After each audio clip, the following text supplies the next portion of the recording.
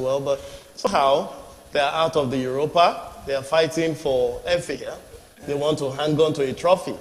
So Man U has a critical job to do here. This is the only trophy they'll likely win this season. Yes. No, they've won a Carling Cup earlier. Okay, Carling Cup, right. So some people call it Principal Cup. Well, we know what that is. But this is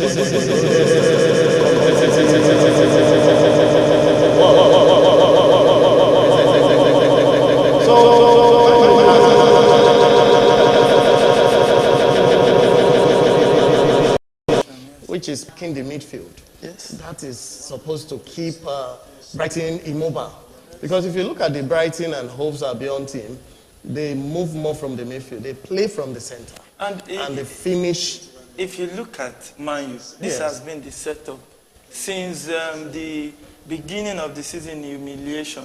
Okay. So they had to adjust a little pack the started field. playing the diamond And if they played the diamond formation with the kind of people they played against Sevilla, we know we had problems, okay, against Sevilla. So Man U possibly had to remove a few people. I see that Malaysia is on the bench, and Maguire is not even called up for the team, for the game. I don't know why you remove your captain totally from the game. I don't know, maybe somebody has a reason. Or maybe the board is clamoring for him to just sit out. If you saw the game between Man U and Sevilla, yes, I did. If I was the coach, Maguire would be the first that I would sell out of the team. But as it is, players make mistakes. They have their off days. Maguire, we know, has had quite a number of off days of Maguire is becoming a leaf of absence. For me, I think he's having like an off period. Maybe he's on his period from or last something. season. And he's doing a promo, you know. You can get through me and make a win. But, you know, jokes aside, United has to make a point here. So they have to fight for this. Brighton and Hove can also get something from here. This is the only trophy they can get this season. And they are going to put in their best. Of course. Fortunately for them, they have a pattern and a wonderful philosophy. They are never in a hurry. They play the ball, they roll it on the floor, and they move it to your post. They are confident till the last minute. Yes. So United is going to find that difficult. And they have some top-notch finishers there, some of the products of Man U too. There, I see Welbeck pressuring the defense up and down. In fact, Welbeck is the second striker. Mr. Shegun, so far is the 25th minute. In your own view, who can you picture has gotten the edge so far in this game for the first 25 minutes? We're currently in the 25th minute of the game, and I think it's an even game between Brighton and Manchester United. Okay, let me start with the Maguire. I would say Maguire slander. Maguire was suspended for this game. I think he has acquired a lot of yellow cards, so that is why he's not in the team for today. Very much. And still talking about Maguire, I think most football fans actually focus more on looking at Maguire's error than what he actually brings to the team. Whenever you see Maguire plays for the English national team, he's always one of the first players you see in the starting 11. And he gives top-notch performance for England national team. Always getting the man of the match in like 4 or 5 games from England national team.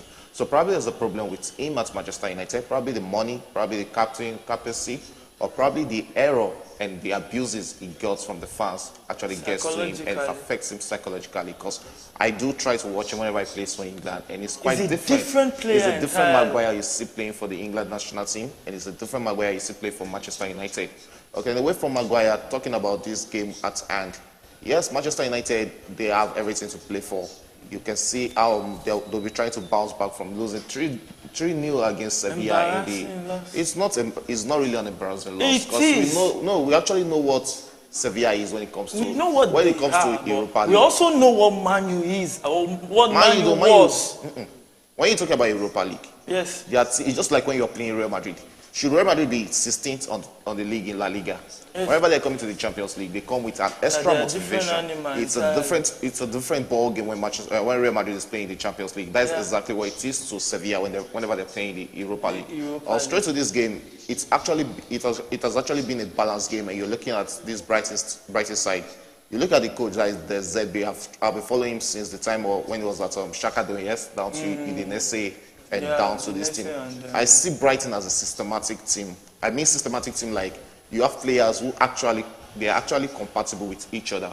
That's why whenever most of their players move to another team, they find it hard. But you can't take some of the credit of this team away from Graham Potter. No, I won't say Graham Potter. Even before the advent of Graham Potter. Graham Potter is the foundation of this team. And what happens to Graham Potter at Chelsea? You know, Graham Potter came in when Brighton was relegation bound. Let me tell you, like the reason why I'm saying is a systematic team is you look at the entertaining play. Yes. This possession-based ideology. was brought about by Graham Potter. How many of that did Graham Potter did at Chelsea? So there are some teams. That's why I say it's a systematic team. Yeah, if you look at Cucurella came from this team to Chelsea. And you're telling me that is the team that put balls on the ground. Yes, accepted. They put ball on the ground. How many times has Cucurella been confident enough to put ball on the ground at Chelsea? That's why I say it's a systematic team.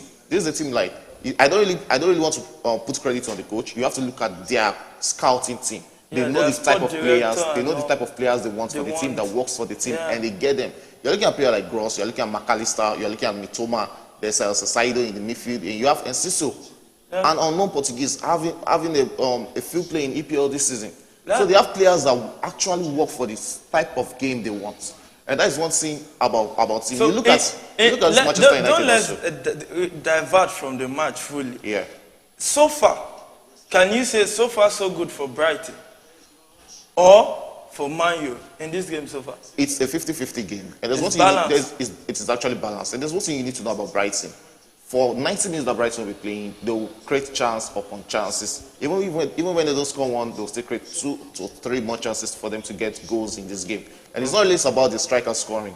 From the midfield to the winger, anybody can score in this Brighton team. Same thing goes to Manchester United. When you have a player like Martial up front, yes, he might not be one of the best players, he might not be one of the liked players by everybody, but Martial is a deadly player when it comes to one-on-one situation.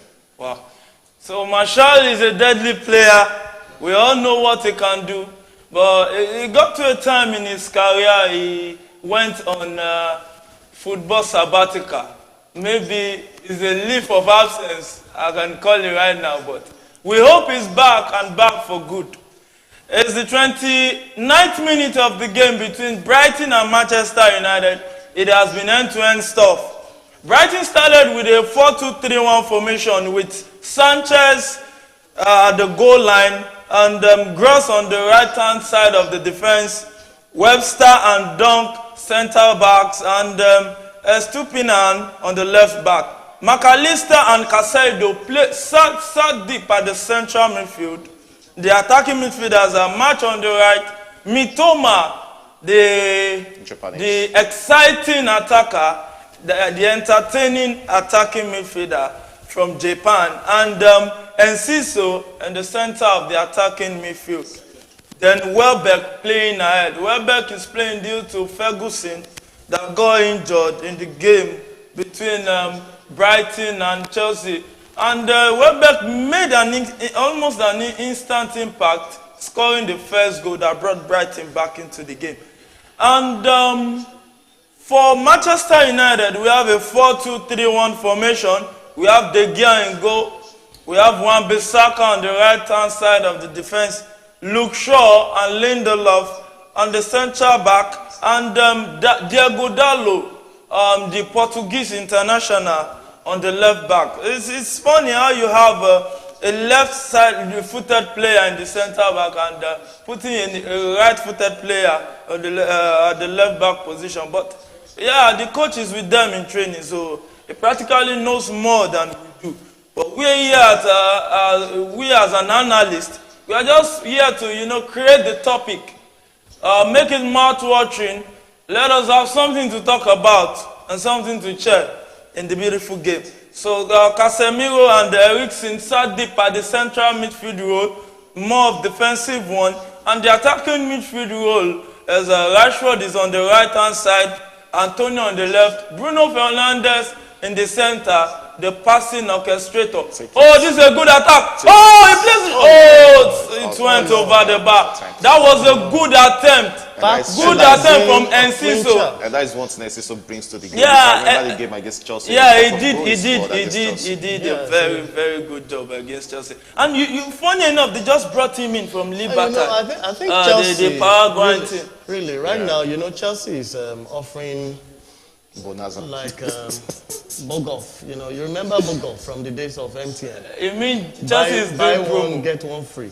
Promo, right? That offer is available. So Enciso, Scupeneta, Trident, Welbeck, everybody can go. Just call one and get one free. You know, that used to be Man U like 2 seasons ago. Man U did that offer too. And they had to make some changes. It's actually a process. It's a process, right? It's a process. Yeah, so I think they'll get over it. Yeah. No, but you're bringing Chelsea into this conversation. No, but it's okay because he mentioned Chelsea. No, he started with. Enciso scored during. He scored it against Chelsea. That kind of, you know. Exactly from outside the box. So and that's why I said for Chelsea right now, the net is open. But it's actually funny. This Chelsea just got to the quarter-final of the Champions League. And we saw the team that plays in no camp that couldn't cross the bridge of the group. It was a long bridge to cross. If you look at Real Madrid in the league, it's a different ball game. Yes. Real Madrid in Champions League. But they're also the champions last season. Yeah, in the league. Yes. They're not having it very good in the league this season. Last season is a different ball game. It's not that bad. The team is talking about it's about taking 3 points away right now. From Atletico, and increasing the gap between Real Madrid and Barca. Of course, Barca has won this league. It's about 14 points. Liverpool's Barca's league now La Liga is a game of 38 encounters. You can't compare it with the 38 encounters, and you have to play this against known rivals most of the time. These are people that know you, prepare for you, they come for the kill. However, Champions League, especially the knockout stages, is a game of 2 legs, and banana peels can come in. Even at Europa level, things can happen. Yeah, so we understand those kind of stuff. But, you know, just like he said, it's a process. We have that process. When Xavi came on this season, he told them, our plan is to win as much as we could win. But inside, he told the ultras and the Barca management, he let them understand that we are targeting the league, that we just want to win 1 trophy. And the next season, we'll build on that. So, for them getting that looks like a penalty shout. No, I don't think that should be a penalty. That was on air already. Yeah. Vera is checking it. Vera will check it. And I think credit must go to the La Liga refereeing so far, because they've been a lot better than England. The way they've been using it. If you're looking at England football tries on what's it called? On controversy. Yes. That is one thing that is different. Mainly. England tries on controversy. Yeah, of course so they it do. Happens. But that doesn't make it the right thing to do. It doesn't make it the right things to do, but when you look at the English league, where they don't make their money, it's from the media. That's where they make most of their money. Of course. So when you do have these controversy things that'll make the news the next morning. So how do you want to make the money? I'm not saying a lot of ways you can make the money. I'm not saying it's the intentional. teams enough are big enough. They are huge. I'm not saying it's intentional, but you know, at times there's human error. So I think in a way, while it might not be intentional, there's a way you look away from certain issues. Yeah. You know, it's called permission. You just permit it. So they might permit the refs to make those blunders, so the press could go agog. Everywhere could talk about Premiership. For like the next few days, you're going to talk about happenings as against the issues. Okay, so and that's going to sell a lot. You're going to have people invest. People want to find out what's going on there. Even the Queen, while she was alive, will want to call and say, Sir Alex, is there anything you can do? Is there something happening? We heard on the radio that one referee got blown up by maybe Real Ferdinand. I said, no, it's not Real Ferdinand. He's just, just checking. That's okay. You know, so everybody's involved when it comes to the Premiership, and they're okay with the fanfare. Yeah. And that's the good thing about the league anyway. It's so noisy. It's all noise. If you look at technicality, really, that technicality is behind the likes of La Liga and should I say the German league. But when you look at the noise and the fight, the feistiness, the fiery, the fire, everybody just wants to get the box into the 18, just go and fight for it. Just kick it forward. Talking about technicality, I think that is one problem Anthony and Miyako Modric they've been having in the EPL since coming to the league. Yeah. You can see Anthony, he has not really been like the Anthony at Ajax, because I followed him when he was at Ajax. I know how skillful Anthony can be. But the EPL will never give you that chance to use your technicality on the pitch. You can't use skill that much. It's always run for 90 minutes and try to score goals. Fair enough. There are some players that came to the Premier League and lit it on fire.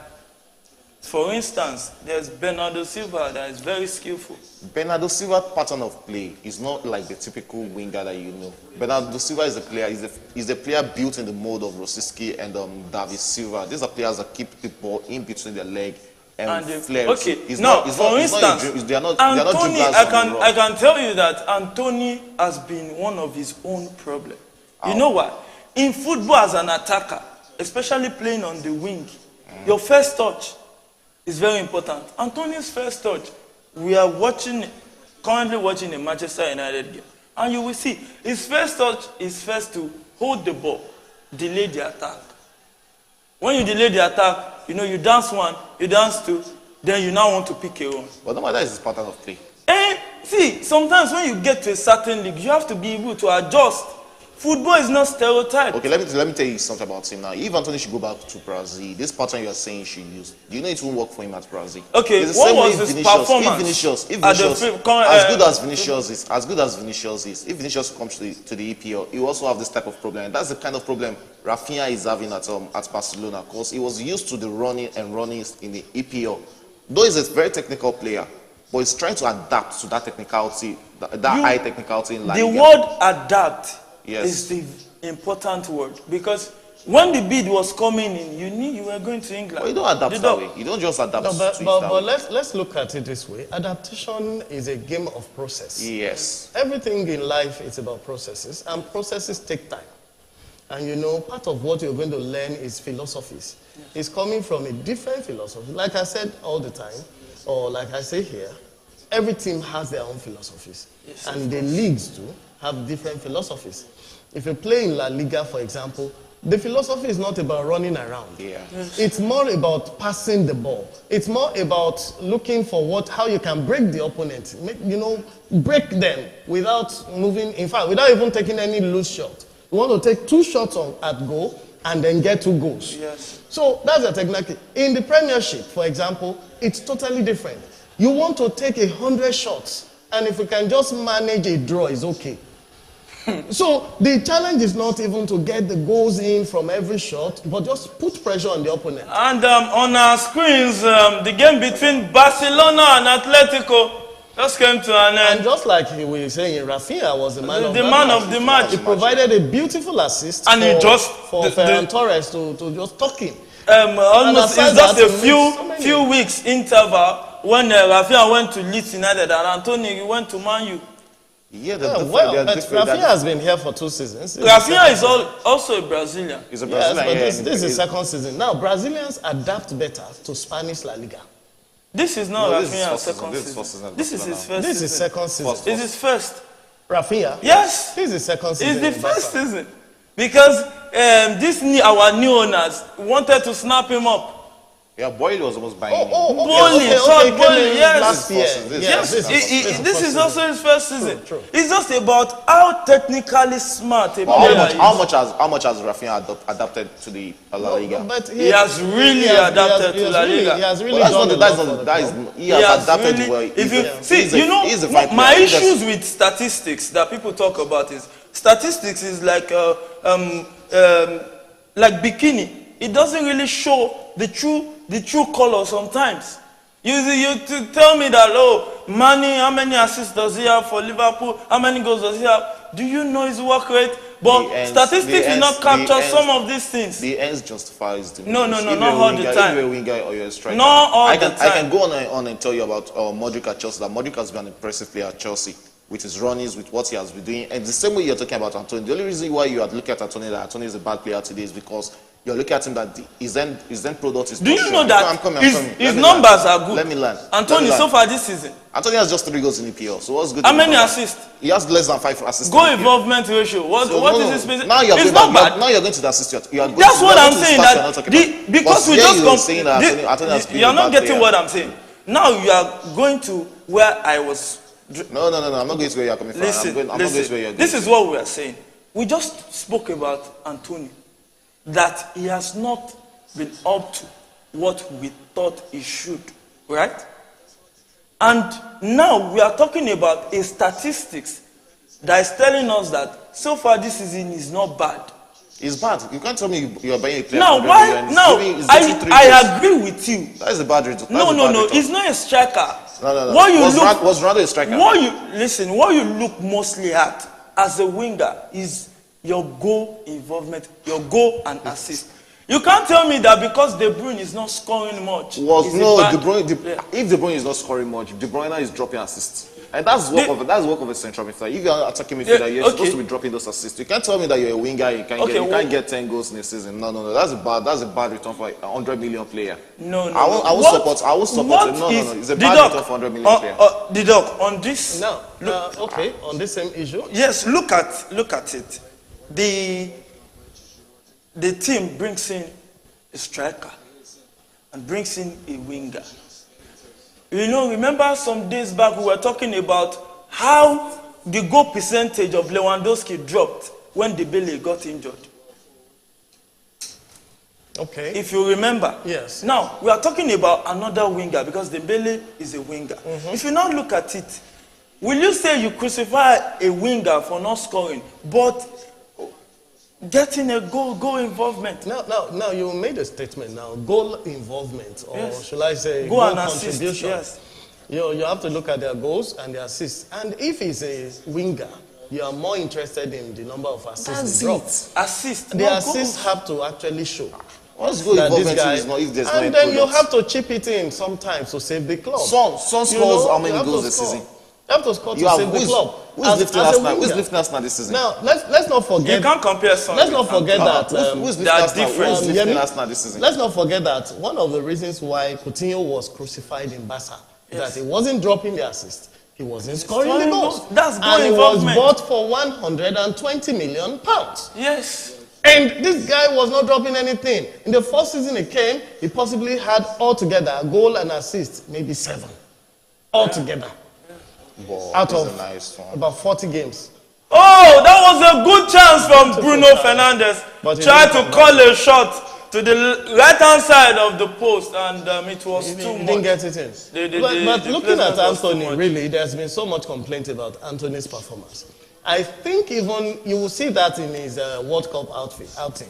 Rafinha was preferred. No, Rafinha has always been the starter. He has always been the starter at Brazil. Yeah, of course. Even when Anthony was still at Ajax and Rafinha was at Nice. If you look at the World Cup very well, Mr. Shegun, if you look at Anthony's performance, you will see a player that is not that serious. You can say he's not that serious. There are some players that they are just enterprising. That is one thing about him. Go back and watch Anthony right from under 20 what's it called, Olympics. Yes. The Olympics Brazil one. That's the way he plays his game. That's how he knows to play his game. Now you are in a league that needs you to be serious. That is the difference. Now you just use the word serious. Yes, that is it. No, that's the way he plays his game. It's just like when Quaresma plays for you and you look at Quaresma like Quaresma is an unserious player. No, but that's his pattern of play. That is how he knows how to play his game. But you just have to develop yourself a fit into the league. If Anthony was playing in La Liga, we won't be talking about this about the way Anthony is here. Anthony is a very technically gifted player. But EPL would give him the opportunity to use that was a good chance that Marshall it away. That was rude. Oh my goodness. He should have talked that. Oh, he should be doing better. That was a misplaced pass. No, he should have Straight to him. Oh, divine assist. And he should have talked that. He could have made the run, and why is he in a hurry to? And that's what I like about Rashford. He would have made the run. Rashford would have made a position. Yeah, you don't need to chip from that distance. No. He could have even taken one step, just one step, and then round the keeper. And so far so good for Brighton and Man U. The game is still on stalemate. 0-0 at the 46th minute of the game.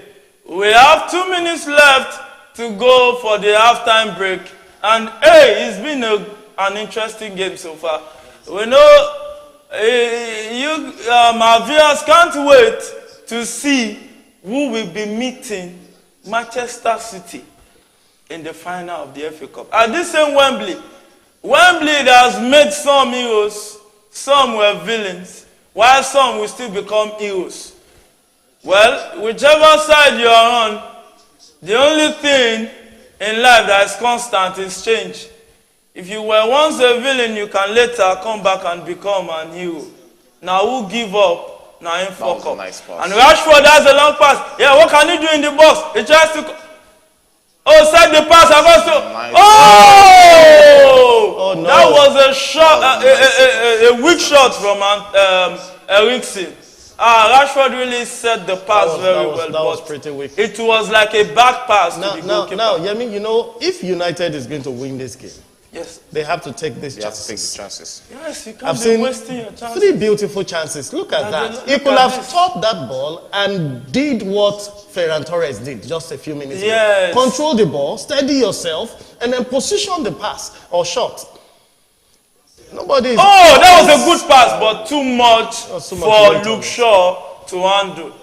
You know, so many times in football, when you start missing your chances like this, like the dog just said, it's like there can be fire. However, against teams like Brighton, now Brighton might see Yes, one man. chance and just get it goal. Yeah, you're right. Brighton Those can one hurt goals you.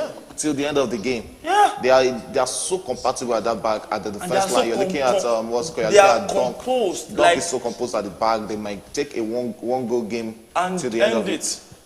And you know, this is a one-leg match. Yes, it's a knockout game. Yeah, just one Once leg. they beat you, you pack your bag and go back to your house. You there's stay no- too long, there's no police second will chance. arrest you on that field.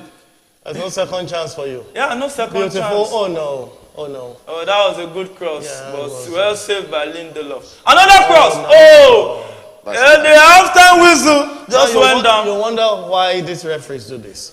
You're at the point of taking a Yeah, cross, another attack. an attacking move, and then you blow the whistle off.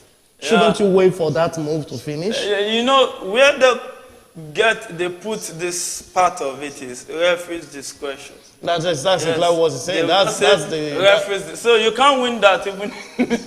I know, but that's the discussion we're talking about. It's He controversial. should have just Allow them to allowed take them the You should have cross. allowed it. For instance, look at the Napoli AC Milan game. Milan. He could have added another minute because goal came in at the 91st or 92nd minute. And on 90 plus 1 minute on the dot, he blew the final whistle. Yeah, whistle so off. it's always a And minimum that was a time, time not Napoli just missed the shot at the end of the Milan end. Yeah. They just played the goal mouth scramble and the ball just came out. Instead of them returning, he just blew the whistle off.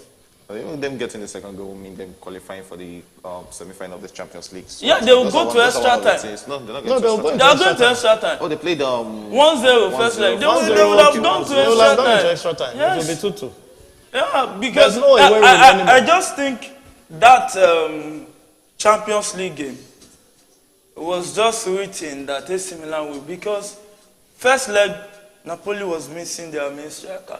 Second leg they were missing their best main midfielder and their best defense. And their best defender. Defender, sorry. And hey, it's football. You need to have a very deep squad depth Yes. for you to prosecute a season successfully. So that you are missing your key legs is not And that's an where excuse. the X factor comes in. The X factor. The X factor. In economics, we call it the invisible hand. So, Mr. Shegun, what is your overview of the first half? Between Brighton and- It has been an even game, like I keep on saying, but I think if Manchester United should go on to lose this game, they will have themselves to blame for it, because they've gotten the better chances in the first half, and they should be at least 1 or 2 goals ahead right now. Yeah. But them still playing 0-0 against Brighton is still a good one. At least we saw what happened against Sevilla, and yet they've actually played a good game of football. We'll try and see what will happen in the second half, and you can't take anything away from Brighton. Also, They can they also know how to out big teams. The doc, if you would say from the first half you've seen so far, which team do you think will go to meet the blue side of Manchester at Wembley? Well, as it sits, it's a balanced game. It can be any of the two. Preferably, I would want Brighton and Hove to go through, Why? because I want Man City to win. Easy. Although Guardiola. it's not sure, but they are going to be an easier opponent for them than Yeah, United. Manchester United will have more at stake. It will be a It's Manchester a derby. classic. It's a derby. It will be Manchester another derby. classico. I think that will be the final the FA will even want. Yeah, so they'll it's sell going more to be with really that. tough. But I think the FA might want that to happen. Yeah. So let's keep our fingers crossed. The dog said let's keep our fingers crossed. We hope while keeping it crossed, you don't start feeling the pain. But hey, it's football. We enjoy every bit of it as it goes by. Hey, there are still a lot of games to come. Don't just stay with us. Don't go nowhere. The second half is still cooking. Maybe about to be served in some few minutes from now. Hey, the fans of Brighton will be under pressure now, and Manchester United. Some will be shaking. Some will be enjoying it. Some will be at the edge of their seat. That's what football can do to you. Sometimes, some friends become foes for a few minutes, while some foes become friends for a few minutes. That's the beautiful game. A game that has one language all over the world. Goal in Yoruba is the same goal in English. Even in Chinese or Spanish, it is the same goal. So that beautiful sound, when you hear a goal, most likely you know it is the game of football that has produced such excitement. Now, we are excited here, watching this game and bringing it live to your screens, getting you entertained. And hey, we'll go for a very short break, and we'll be back with the second half feeds from us here at Premier Sports Fan Center Live. Hey, don't go nowhere. Stay with us, and we'll be back in a moment. Yeah. Okay. Chelsea is coming back, whether they like it or not. Once I just go to my this. I go to say Chelsea has so many substitutes, bench win matches. We're not talking about your starting 11. Now we have 2 starting 11. Anybody can play now. It's not about 2. Let my 2 and 3 they come back. Anybody can. Anybody will collect from Chelsea. Anybody will collect. This season may be awful, but I'm telling you. Next season.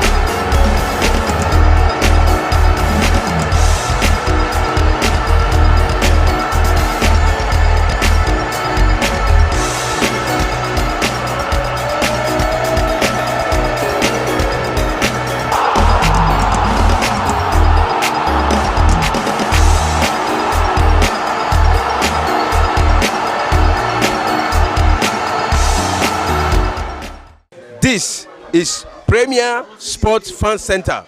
My name is Benwe. Don't forget to subscribe. Alpha.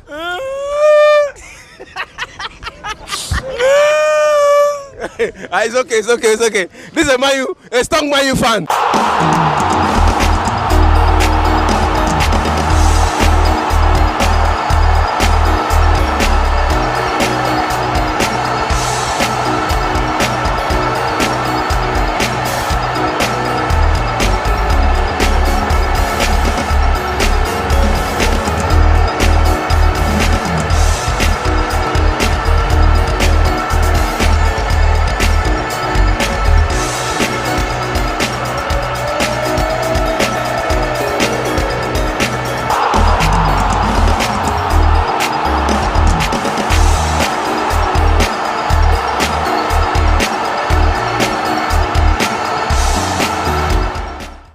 Versus Zurich. A win for both, automatic qualify. A draw, also qualify. Let's go hear what the fans have to say. This is Premier Sports Fan Center. My name remains Benwe. Please don't forget to subscribe.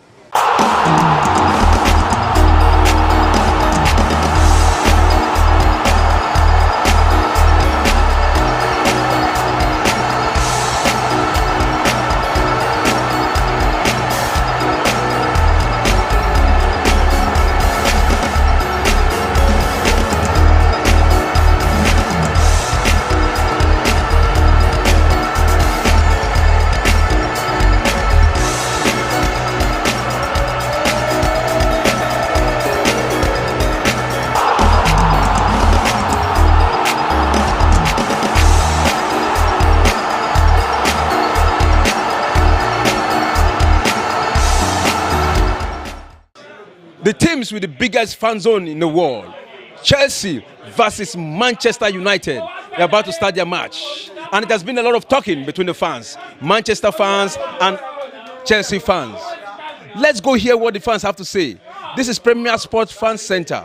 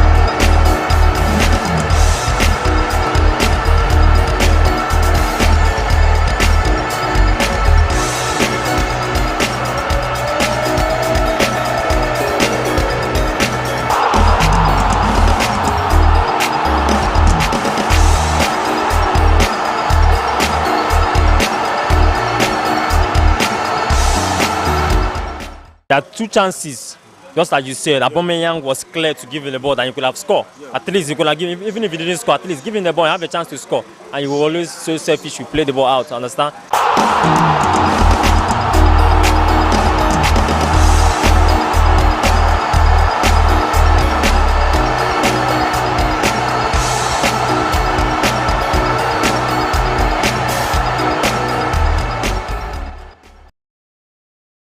Very short break because we know you'll be missing us already. The game so far so good. It has been balanced. But before we continue on the game between Brighton and Manchester United, a quick reload of the start in the game that just ended between Barcelona and Atletico Madrid. That's the biggest game of the weekend in the Spanish La Liga. You know, we are not all about the English Premier League alone. We talk about La Liga, we bring it to your screens. Also about Italian Serie A and German Bundesliga, also French Ligue 1. They call it Ligue 1 in English, you call it Ligue 1 because 1 is 1 in English. So a quick readout of the start. You should know by now that Barcelona won a goal to nil. And we have one Barca faithful as our guest today that has been smiling. He's a Barca fan. Yeah, he's a Barca faithful. No wonder. Oh my, you know he has been smiling. You know that natural smile that comes from when your team is doing well. So, Barca started with a 4-3-3 formation. The goal was scored by Ferran Torres. Ter Stegen in goal, Balde, Alonso Araújo, and Koundé. Three flat midfield, Gavi, Sergio Busquets, and De Jong. Rafinha on the right-hand side of the attack, and Ferran Torres on the left, Lewandowski center forward. While Atletico started with a 5-3-2 formation, a more defensive outlook. Jan Oblak was in goal, and Molina on the right, Carrasco surprisingly on the left. Carrasco is an attacking midfielder, but playing a left wing back is still left to be seen because there are a lot of wonders that never end in football. Central back, we have Savic, Jimenez, and Hermoso. In the midfield, we have De Paul, the guy who won the World Cup with Argentina a few months ago. We have Witsel and Lemar in the midfield. There's Correa and Griezmann, the two forward. And they lost successfully a goal to nil to Barcelona. Barcelona is a bigger side. There's no shame in losing to a side that is bigger than you. They had 62% ball possession compared to 38% of Atletico Madrid. The expected goal ratio was 2.33 for Barca and 1.37 for Atletico Madrid. And the dangerous attack is 66 for Barcelona and 37. Even in the start, you see that Barcelona deservedly won the game a goal to nil. So, back to the Manchester United Brighton game. So far, it's 0-0 at halftime. Anytime from now, we'll have a restart of the game. We'll start the second half. But before that time, the Doc, if you are the Brighton manager, what would be your halftime prep talk? Well, for the coach, yes, the pep talk here will be to take their chances. They are creating chances. Yeah. But their activity in the final third is not well rewarded. Okay, so you have to actually take those chances. One or two will have been fine for the first half. Created chances from the right, from the left, from the center. They had one-on-one situations where they could have tucked the ball in, but they weren't taking their chances. So the talk is going to be about, look, if you guys want to be in Wembley for the final, because this is not Wembley, this is pre-Wembley. Yeah. Okay, so you guys want to be under the spotlight at Wembley in the final, you have to take your chances. Because if only Rashford has scored a goal or Martial has scored a goal, the ball game will be different. Mr. Shegun, if you are the coach of Manchester United, I want to put you in Ten Hag's shoes. What would be your halftime prep talk? It has actually been a good game for Manchester United in the first half. Yeah. Like, all I'll just try to tell them is, if I was Ten Hag, is just come in, take your chances, score these goals. Because, you know, Manchester United are actually not a small team. This is actually a big team. Going to the final, to play the final against Manchester City at the Wembley Stadium should be a motivation for them. Yeah. And this is Ten Hag's first season. There's nothing bad in him getting 2 trophies in his first season. That will be a motivation going into next season, where he can actually pursue for the Premier League itself. Or would you say maybe you should track the formation a little? No, there's nothing working in this formation. This is a good team. This is a good start. But if you're taking someone out of this team, you're taking Martial out or Wiggles, which is it's a wrong practically substitution. the same. I think the formation. squad is actually good for now. The Doc, would you say Brighton should track a little because they considered a lot of chances? If not for misfiring Manchester United, there will be a goal or 2 down. Oh, well, maybe what they just need to do is tighten their midfield a bit. Yeah. The holding midfield. I think McAllister is doing a lot of runs.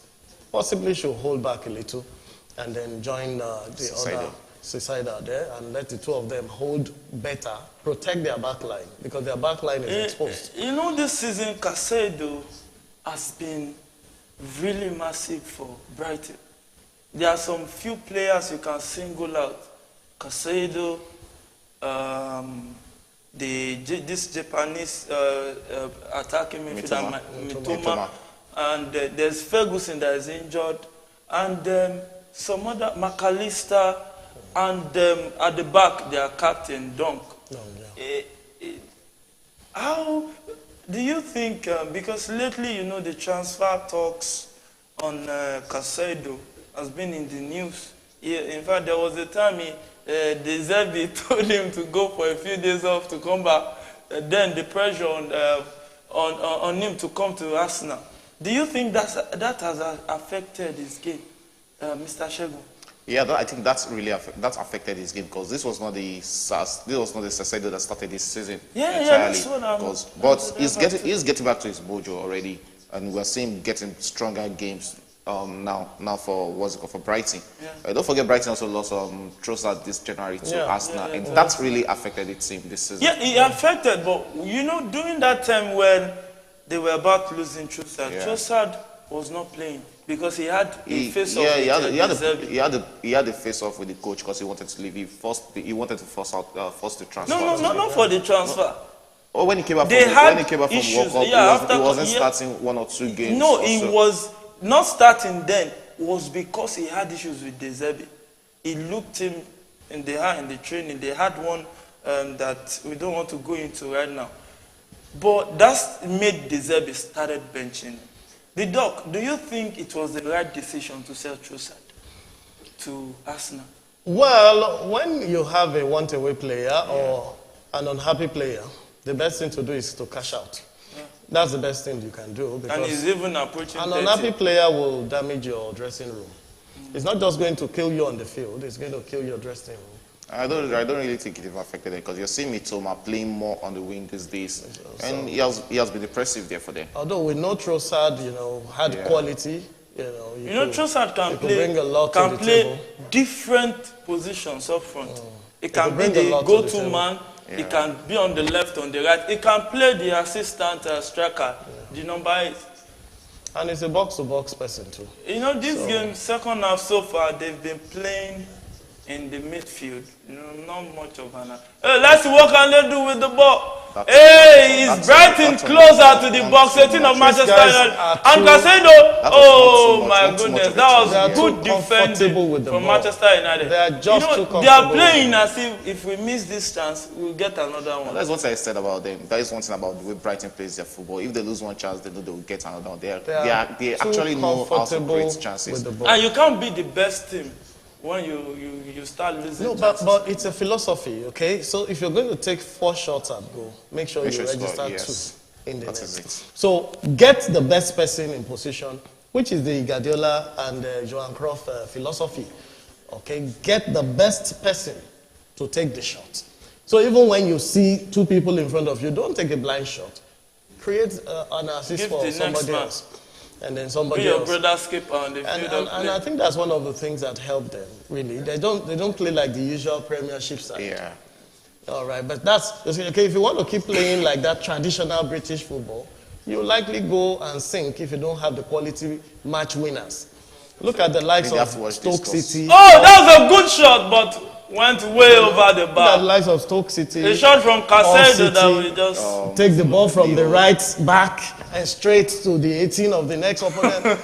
Bring in top players so that you can not take a throw in at half line into the opponent's 18. Well, you're talking about coaches like Sean Dyche and Sam Allardyce. Those are the kind of pattern of game. I think Sean Dyche has really changed this season because that's the usual British pattern of play. The kick and follow. But even the English national team, Mr. Shegun, is adjusting. Yeah, they are not playing that traditional kick and follow again. No, right from time. They play more possession-based football now. England national team has mostly been possession-based football. It has been kick and follow for years. Oh, well, that's why you don't have skillful midfielder in their center. That is one thing you have Scholes, you have Lampard, you have Gerrard. England they don't create skillful players. But now they are now they are trying to create skillful players. They are already creating it because they have skillful players. You can't tell me if Phil Foden is not skillful. Phil Foden is not a starter for England. I'm saying they are creating. Okay, Grealish. You look at Grealish, you look at Saka. Those are Saka they're skillful players. Right now they're creating skillful players. Unlike before, they don't create skillful players. So it's the 51st minute of the game between Brighton and Manchester United. Wow, it's still stalemate, 0-0. The game has been interesting, intriguing. Kept us at the edge of our seat. You don't want to miss any moment of the game.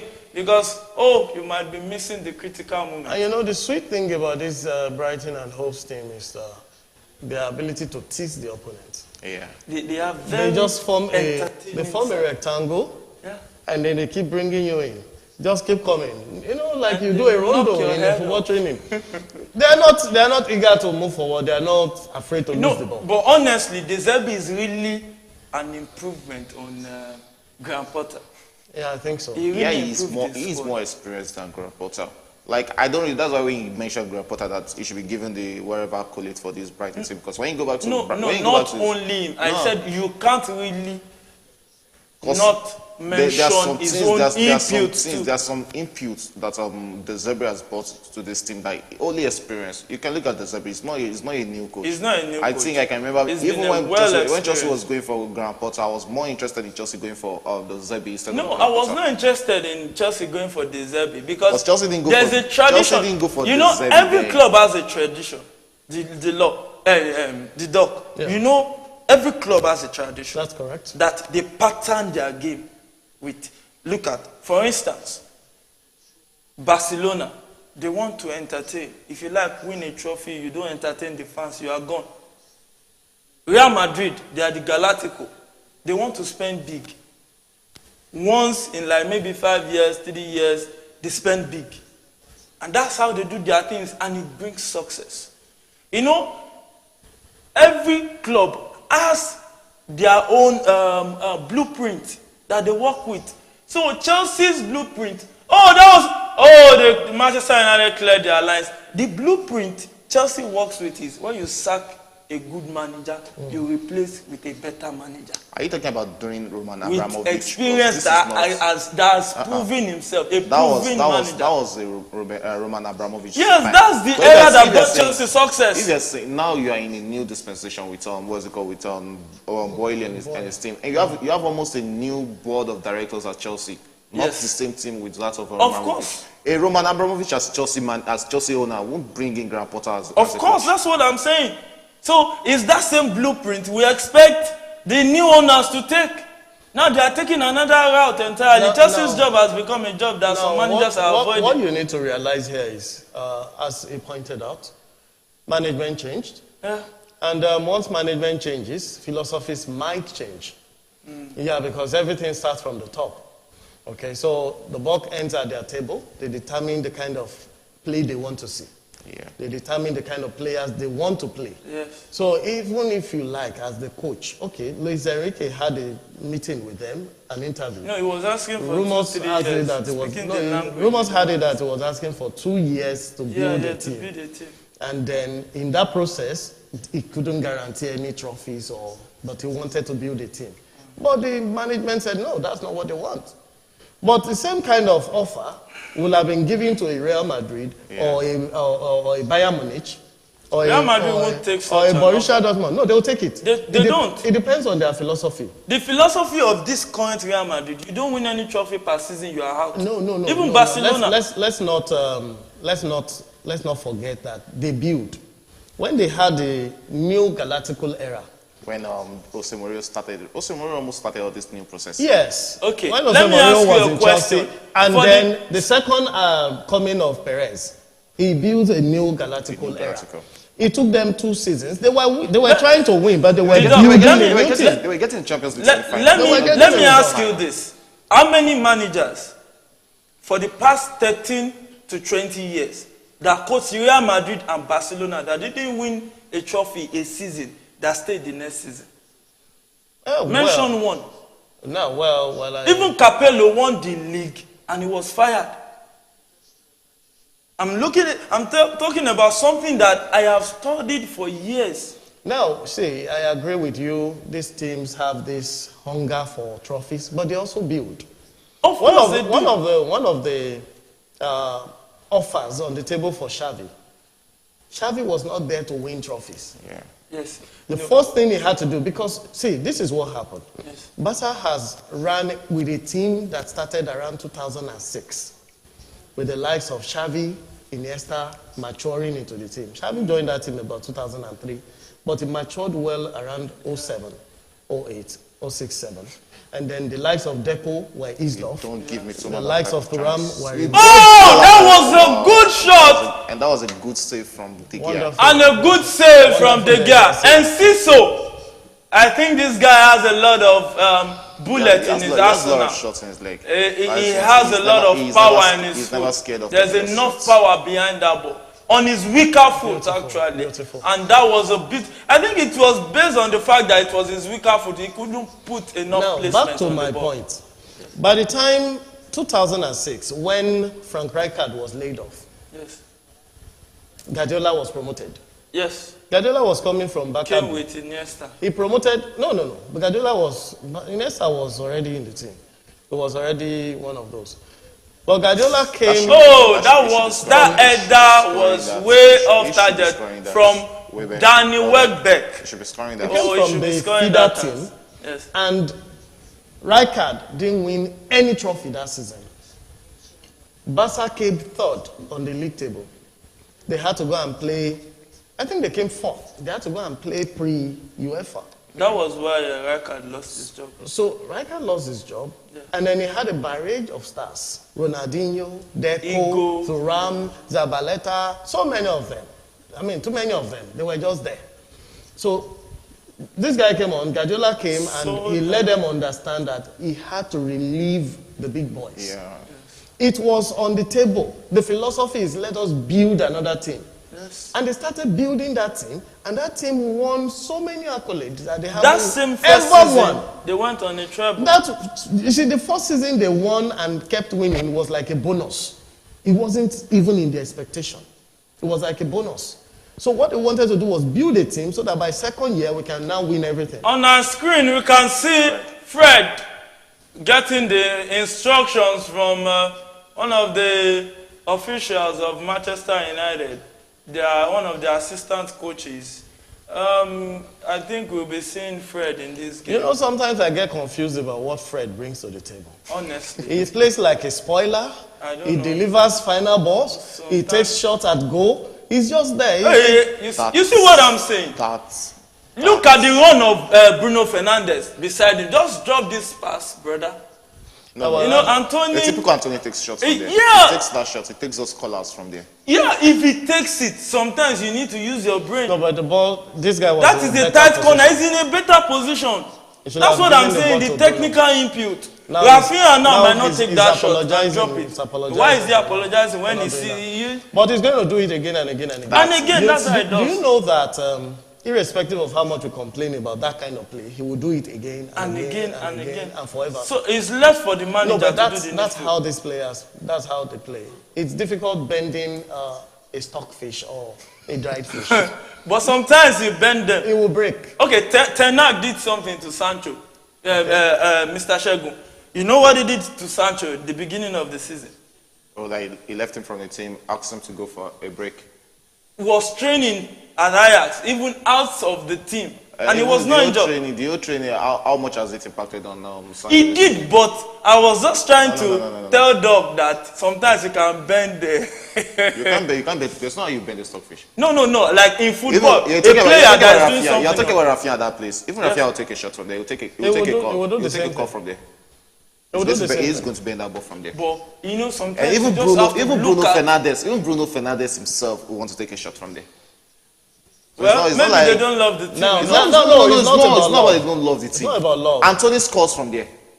Even one of some of his 3 or 4 goals for Manchester United has been it has been a bend from outside. So he will always take that shot. Should that chance repeat itself again, he will take a shot again. So you say if Rashford was there too, he would take the shot? Rashford is different. Rashford won't take a shot. Why is it different? Rashford will dribble in. Rashford is a right footer. That was a left footer. Okay, for instance, if let's just change it and that kind of run is on the take Garnacho from there. Garnacho will also take a bend from there. But why won't Rashford take a bend if he's on his other side? The way everybody's built, the way we play our football is quite different from why? Well, look at how Casado. Oh, there's a big chance for Man U. What can they do with the ball? Hey, I thought. They scrambled the ball. Mitoma was there to clear the ball. The danger is look at the cross. If Man U doesn't win this game, though, they have. I think that should be a foul in the box. But the referee didn't see. There's something missing in this. Brighton. That's a cross from Anthony. It's comfortably saved out of the midfield is so much. Brighton. Yes, not now Brighton is under intense pressure, and Siso is down injured, complaining, holding his leg. Sometimes players do this to waste time, just to calm the pressure. Brother, stand up. I don't think anything is wrong with you. Well, it's football. Sometimes it's part of the tricks of the game. No, and Siso will have received a knock, possibly from the knee of a defender, because it was on the run and it was a counter-attack. So it was the best thing to do, take one for the team. However, we know that also needs to break down the pressure. And there's a substitution. Christian Eriksen is making way for Fred. Wow. Like the doc actually said, you can't predict what Fred is coming to do in the Fred game. is one of the most unpredictable footballers. At times you have a Fred coming in to do the defensive work, and at times you see him doing the attacking work. So you don't really know what Fred is coming to do in the game. And one thing I like about him is an obedient player. A coach can just tell Fred, go and defend, and he will go. No, but you need that kind of Kante. That kind of player that you can just give a role and play the role perfectly. He reminds me of Fletcher. And Essien. Yeah. Essien could play the defensive midfield role absolutely well. He could play the forward supporting striker role beautifully well. And he would deliver. You know, I saw an interview of Essien saying Mourinho, the relationship between him and Mourinho is like father to son. So it says more about a lot of things. No, but if you look at Mikel Obi for Nigeria was playing attacking midfield. And he got to Chelsea. He got to Chelsea, Mourinho made him a defensive because he midfielder. could not bench Lampard at that time. No, it wasn't about couldn't bench Lampard. You have to look at the qualities. Yeah, the quality. And that's why I said he couldn't bench him at that time. Because the level Lampard was at, he couldn't meet up. If he had gone to Man, you would have played an attacking. Who says Mikel will start at Manchester? He might. Yes. Of course, he might. We know that Manchester United. We saw Anderson at Manchester United. Anderson was equally good like Mikel before coming to Manchester United. Because I remember following him. I think it was at Benfica or so then. Porto was it Porto or Benfica? Porto. Before coming to Manchester United, I saw him in the Champions League. Oh, that's a free kick! Prolific player. The foul on Rashford at the 64th minute of the game. And since holding his waist, my brother, there's nothing wrong with your waist. That's a very dangerous You sport. just committed a dangerous. Oh, it was McAllister. No, it was Enciso, yes. Yes, that was a foul. That was actually a foul for the team. He had to take that. If he should leave Rashford to move into the box there, he might take one of those shots. It's better that way. But they have the Bruno of the Fernandes that can do well to score this kind of free kick. But hey, anything can still happen in this game. There's still a lot of time. Even if Manchester United score this free kick, let's see if Sanchez can be the rock in between the sticks for Brighton, saving them from conceding this free kick. Or sometimes Bruno Fernandes can hit it off target. Who do you think is best to take this free kick? That's also about Manchester United. You hardly see them to score free kicks. I think Bruno will be taking this. Yeah, Bruno will be the one taking it. It's closer to the goal post. If it was further, possibly Rashford. This is an interesting one. Manchester United is about to take a free kick. And Bruno Fernandes is standing right next to it at the 66th minute of the game. Hey, maybe he will score it, maybe he will lose it. Only time will tell. And he's standing next, and also Rashford is there. Play the free kick straight to the wall. Another rebound shot way over the bar. Even the keeper didn't have to. This game is actually looking like a game that we might not even get a goal within the 90 minutes of play. But it's looking like a game that's heading for. Or a team will just take one chance and score, and that will just be the only goal. One error, one slip. Just a brilliant. And I think I see BHA doing that. Yeah. Brighton can actually just get a chance and tuck it in. Enciso is going now. Enciso has been withdrawn from the game. Yeah, I think he has a card. He has had a good game. He has a yellow card and he don't want to risk I just pray this won't be a spoiler like we saw in the what's it called in the Southampton. In the Southampton game, Lavia from the game. Lavia, and the game collapsed. Veltman is not a newbie. He's not a newbie. But we've not really seen much of him in the EPL since joining what's it called Brighton. Yeah, he got some time under Potter. He played some minutes under Potter too. But let's see if he can. Now the change is absolutely necessary because of the booking. The booking, yeah. It's very necessary. They don't want to play man down against United. And if this game will extend beyond regulation time, you're going to play for 120 minutes. You don't want to play man down. So it's a technical change. And you know, at this point, game management is very important. They need to know how to manage, especially even their substitution. Game management is very, very important. You don't go and remove a key player at the wrong time. Or else you will have yourself to blame for it. Well, there's nothing you can do about it when you have to. You need to change a player, you must change the player. If Enciso should go for another tackle and get another booking, might get a record, the team is virtually injured. Their chances of winning becomes a lot slimmer. So this is the best thing to do at this time. Unfortunately, for the team, because Enciso has been the engine in that midfield. I don't think Enciso got a yellow card. He didn't. The coach just removed it. There was no card. He didn't get any yellow card. Okay. Even Casemiro is currently on a yellow card, and the Man U coach is still keeping faith with him. What's happening? I think Brighton just took the goal kick. 68th minute of the game is still 0-0. I think Brighton is down. And the game is balanced. Brighton is down on energy now. Yeah, and second half, but Man U has actually been the better. That's what I'm trying to side. understand, that substitution, bringing in Fred for Eriksen, sorry. Because when you have, what's it called, Casemiro on the pitch, and it's almost same pattern like with Fred. Yeah. So when you're removing a stronger player in that role compared to Fred. Maybe Fred, we just have to, go forward more. And Eriksen in that midfield, there are some passes that Eriksen can actually drop from that midfield, or some shots he can actually take that would have been a leader for the team. Yeah, but Eriksen, since coming back from injury, has not really gone back to the Eriksen we used to know. He was not really in this game while he was on the field. You could hardly see one or two things he has done. That was a wasted pass, just a misplaced pass. Now, if you look at the position of Fred right now, you'll actually discover he's playing in the attack. Yeah, he's playing more of the attacking midfield. In fact, he's playing more of supporting striker. And if you notice, he's playing ahead of Anthony. Since he came in, Manchester United has attacked more. Even this second half, Manchester United has been the better side. Yeah, another thing I see is the Brighton guys are they are tired. They don't have as much energy. That could have been like the spirit of error is playing around Manchester United. That could have been the gas pass to Lindelof could have been intercepted easily.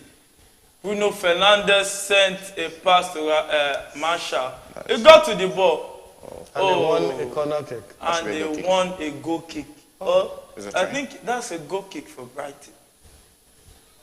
A throw-in. A throw-in for Brighton. A throw-in. I would have thought that was a corner kick. Yeah, we all thought he got to the ball, but the referee says otherwise. So it's a throw-in to Brighton, and on the 71st minute of the game, still 0-0 in the Wembley Stadium. By this time yesterday, Man City, Sheffield, it was already, I think, 2 or 3 goals. Yeah, that was a different ball game. You're talking about the EPL defending champions against a championship team. Yes. But here we're having 2 teams playing the EPL. Even when they played in the EPL, it was almost a game of equal game. Apart from Newcastle, which they have the money, the rich owners. Brighton doesn't have rich owners like that.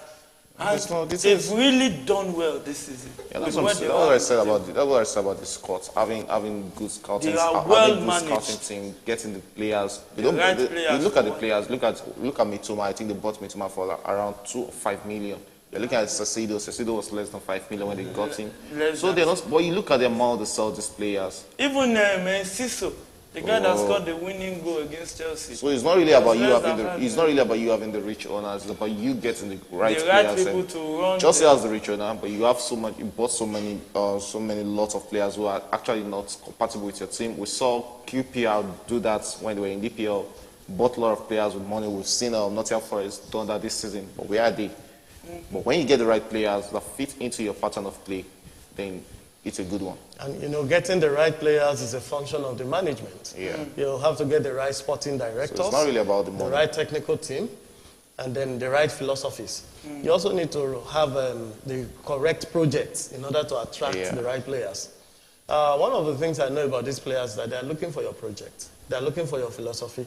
Okay, we don't want to get to a team that is not going to fight for anything. At the time, Arsenal was not fighting for anything. Yeah. They were just recruiting players, buying them at 700,000, and sell them off when they're like 20 million. Gallas will come through that line. What's his name? Nasri also came through You it. have this Dada from Cameroon who will come through that line, sell him to Barca, Alexis Hong. So they are just bringing them Sami Nasri. So that's what they were doing. At a point in time, Van Persie had to beg to leave. He had to fight his way out. Thierry Henry also left, in that dimension. Because he wanted to win. He wanted to win the Champions League. Yeah, he won it once, and he was looking for the Champions League. he wanted the Champions League. That's why And he got it at back. He got it. He got it. That's He was good wrong at with these times, guys? but he ended up it's just kicking in the love. it's the same problem we're complaining about. Just want too much passes. Welbeck want too much touches. holding his leg. It seems I think it's Welbeck's error here. Should be taking that after the first, or even just try and look at the I side. think it's just pass out. Welbeck's quality. He's just a that was sluggish player good or from tired player, because that should have been cut back, not attempted. The guy was there. You could feel the player behind you. Blind fight. He didn't really see No, the of cover. when you're taking a shot and in that position, you expect it. So you take the leg up and cut back. That's what a Ronaldo would do. No, it seems That's likely what a Messi would do. He might not be able to continue. That's normal Welbeck. Always getting injured after 2-3 games. You know, Welbeck has not been consistent. When we talk about, going a whole season without getting injured. Like, Welbeck... Right from the beginning, that is the kind of player Welbeck is. But he happens to be a striker. I really love his older play. He doesn't look it normally, but he's one of the very good striker actually. Like, but he's not that good in his finishing, but his older play is good. Because for me, Welbeck is an average player. So it's the 75th minute of the game between Brighton and Manchester United. It's still 0-0. And Welbeck is currently down. It looks like he might not be able to continue. Yeah, he's going out. Well, he's going out so that they can save time. Game can continue. I think he can actually continue. He took a knock. He's not going out. He's going out. No, just to walk out of the field. I think they were drawing him. It doesn't look so good. It doesn't look good. He's lip in the leg. They were drawing him. He took a knock. Yeah, he took a knock. He actually hit the guy's leg. He played for Manchester United at a point in time. He came from the academy. He started from Manchester United. He was in the academy of United in the early 2000s. Arsenal. And then got promoted to the main team and couldn't control it. He has been substituted. That was in the days of Berbatov. You have Rooney to compete with. So he had to just make his leave. Even when he was at Arsenal, he didn't really cut it at Arsenal too. Danny Welbeck has been substituted for at the 75th minute of the game for Danny Under. Mitoma is with the ball, tries to dribble, but we've not really seen. Oh! This might Anthony is alone in the box. What can he do?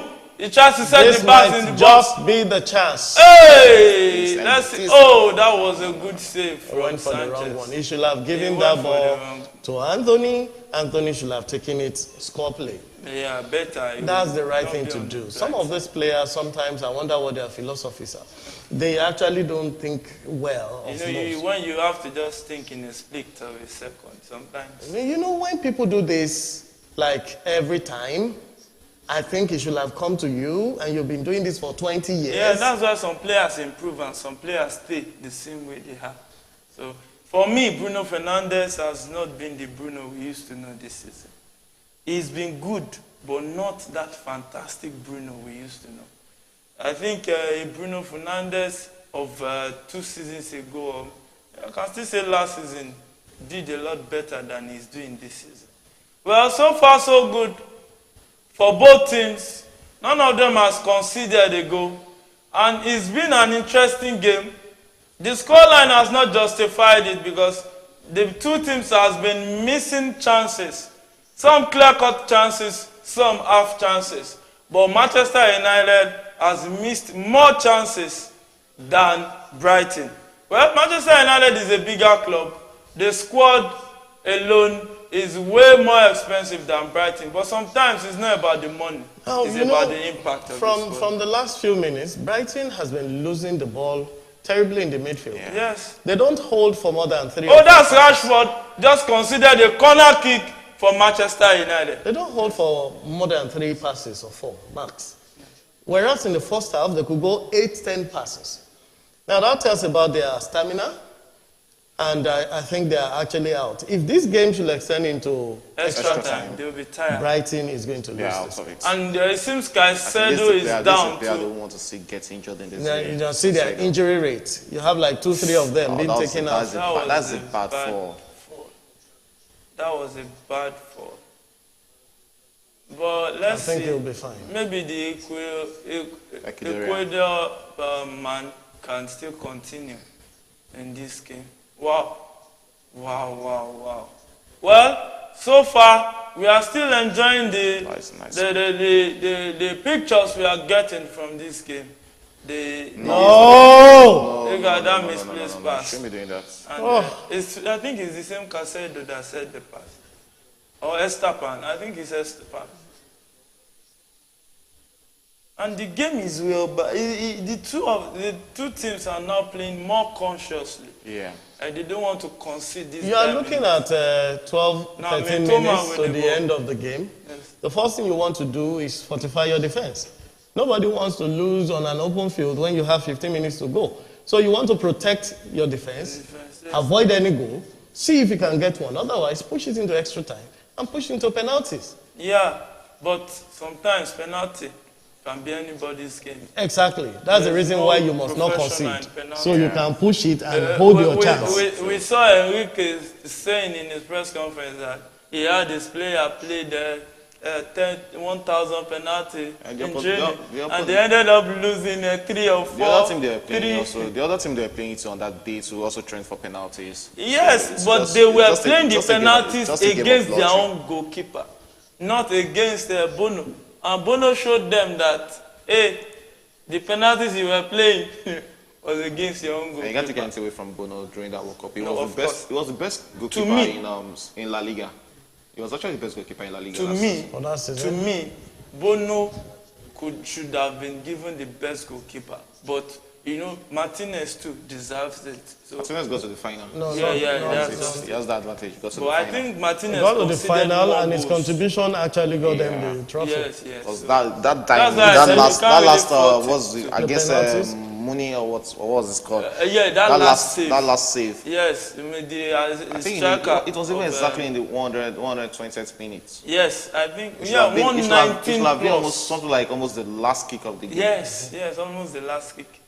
In fact, some French players were already looking like they want to celebrate before they saw that Martinez came through with that brilliant These guys are not passing. And Fred just cleared the ball straight to the Brighton player and won a goal kick for Manchester United. The game, the attack has really pulled the lead to in this game. It seems the two teams are just playing to while away the time for maybe extra time or later play a penalty shooter. Well, so far it's a beautiful game and it's well balanced, well matched. Any of these teams can progress to the finals of the Emirates English FA Cup. Here on our screen we can see Ten Hag deliberating. Maybe they want to tweak things a little. It's the 81st minute of the game and it's still 0-0. Well, the game has been balanced. You can't really say this team deserves to win like that. Oh, that's a good pass to Donald, the guy on Undav that came in for Welbeck later, a few minutes ago. Oh, that's a good one too. Will you win a free kick? The referee says that was too light. That was too light. Oh, that's a foul. The referee also waves play on. Wow, it's like this game is becoming a war. It's becoming a battle on the field of play. No, you don't miss. That's a mistake. What kind of passes is this guy's doing? Sometimes some of those players they just set hospital pass. Those crazy passes that you just ask why did you set that kind of a pass? Well, Estipnan is on the ball now. Pass it back to him. Dunk is trying to look for who to pass the ball to, but hey, the game has been bad. Brighton is on the attack. What can they do with this attack? It's going into the ball, cutting, try to cutting, plays the shot. Beautiful. Wow! Shot. He saved the ball and also got to prevent Marsh from getting a rebound. That was a good shot. That Wow. was a good shot. You know, I still can't imagine why Luis Enrique will not take the gear to the FIFA World Cup. Yeah, that's one we talk about philosophy, because you look at Enrique. Enrique is a coach that actually believes in keepers playing from the foot or playing from behind, and that has actually been one of the Gear's problem with with Teyang. No disrespect to the Gear, he's one of the very best goalkeepers in the world. And like I do say something like I'm just happy that Peter Cech is not playing this generation, because we will so much forget about the primary role of a goalkeeper and focus on he's not very good with using his foot, and that's what we have today. I think I remember saying it when Ramsey lost the ball during These days we have coaches who are more interested in having an attacking goalkeeper instead of having a goalkeeper. The Doc, if you are a coach, which would you prefer, playing from the back or not? Oh, but you know my philosophy. I align with Barcelona because of their philosophy. Yeah. I've been following that team since the early 2000s, and that's because of their philosophy. They play with their goalkeeper. When Valdez was there as the keeper, Valdez was not one of the best keepers. Yes. But Valdez could play well with his feet. He could pass the ball, he could make better than some and then you wonder why Barca had to go for Test again. There were options. They could have gone for Oblak. They could have gone for Coutinho. I mean, what's it called? The Madridian keeper. Yeah. They could have gone for him, but they didn't go for all those ones. They went for Ter Stegen, and they are keeping him, even with all his flaws, because he could play very well. I remember a particular season, Ter Stegen made 4 assists. 4 assists from the goal post. And even that Griezmann benefited 2 from that. Suarez benefited 2. And even that explains why Guardiola got rid of Bravo. Joat and brought in Bravo. Bravo was making too many errors, and he later brought in Ederson. That even Brighton has gotten assist from. That looks like a UFC match. Yeah, you see, I just said it's turning to a battle, and that's what we want to see in a semi-final game. No, but this kind of visuals we only come from a game like this. On our screen, Marshall has been withdrawn from this game. If any of these teams should play this type of formation or this type of pattern against Manchester City, Manchester City will take them to the dresser. As in, they will take them to the cleaner, seriously. And you know, but what I find out is you're only as good as your opponent. Yeah. You're always as good as your opponent. Yeah. Okay, look at today's match. Tottenham was to face Newcastle.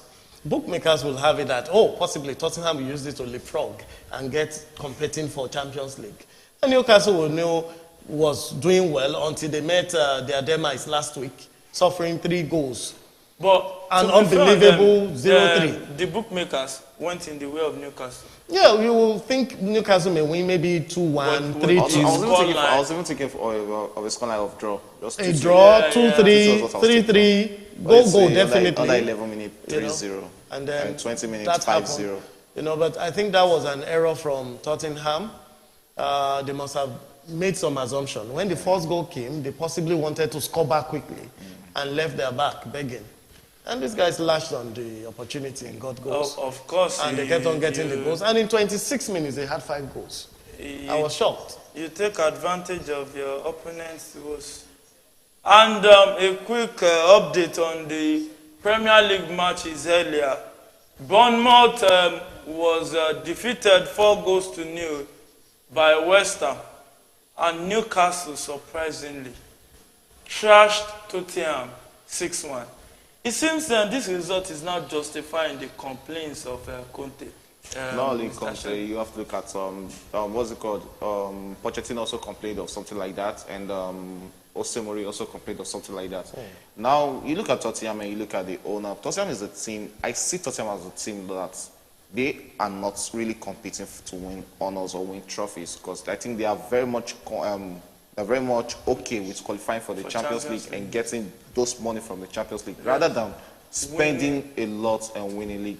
And I think that was one of the problems Conte has with that team, with the board, because he wanted. That was a good shot for him, but they were not from getting Jadon Sancho was deflected off. So probably until they change that mentality, then we might have a Tottenham that can challenge for trophies. Wow. So their mentality must change. But Daniel Levy just said a few days ago that Harry Kane can win something, even trophies at Tottenham. The Doc, what do you think? Well, Harry Kane may win something. For Tottenham? Well, possibly will win their highest goal scorer or second or first runner of the Premiership. Even EPI is not much sure for him. He might not even be getting to the next season. Because I don't see There's Tottenham defeating a United or a City to win the FA or to win the Carabao Cup or Carling's Cup. I don't see them winning the Champions League or even getting into Europa. If they do, winning it with what they have. They are very inconsistent. They are the most inconsistent team in that top 10. Yes, top 10. Let's put it at top 10. I can vouch a lot more for Fulham than I'll vouch for Tottenham. There's so much inconsistency. Fulham has been consistent from their championship days. They've been consistent. Even if you defeat them, they'll play a very good game. They will nearly catch up. Okay, so, and the same thing with Brighton and Hove, the same thing with Aston Villa, and the likes of them that are up in that ladder. So, where is Tottenham going to get the title from? The guy should have gone, he should have left that team like 2 or 3 seasons ago. He had a beautiful offer from Real Madrid and from Barcelona, Even from Man City. I think he should have left that club if he wanted trophies. To me, the problem and on our screen, there's a corner kick for Brighton. He takes it. What can they do with it? That was cleared easily by the Manchester United. Well, in the case where you have 10 United players in front of the ball, it's going to be difficult for you to score. 10 of them were there with the keeper. 11 United players in that 6-yard box. Oh, yeah, so that corner kick is not going anywhere. But in football, miracles still happen. Of course. Well, we don't call them miracles. We call them things. Things happen. Things happen. You can have banana peels. It's actually take a mistake for any of this team to score. Yeah, for any of this team, yes. Just maybe a blunder from a player from the opposing side. Oh, God. That was a good That's just the problem. They keep on having. You just stay too much on the ball. They just hold the ball too much. That kind of ball should have been given to his teammates. He was there begging for it. Just drop it and look away. But it's the 90th minute of the game already between Brighton and Manchester United. And it has been a wonderful keep on getting the corners. Well, Espinan, the number 30 of Brighton, just considered a corner kick. Just won a corner kick for Brighton. And we should be setting up ourselves. We have 3 minutes additional time to play. Any team that scores now will most likely go straight to the finals. Or maybe, if there's no goal, we go straight to extra time or penalties. Hey, it's been a wonderful game so far. But this has been a pretty challenging It has been a battle. That was a good header from Marsh, but it was way now, over you know, this is the point where Man United fans are looking at you when you say, oh no, and they look at you, they give you a second look like you really wanted it to score. Are you sure you're okay? Like my daughter is wondering, are you okay, Papa? Are you all right? I didn't come here to see them score. Why would you say, oh no, you're supposed to be like, oh, well, you didn't go in.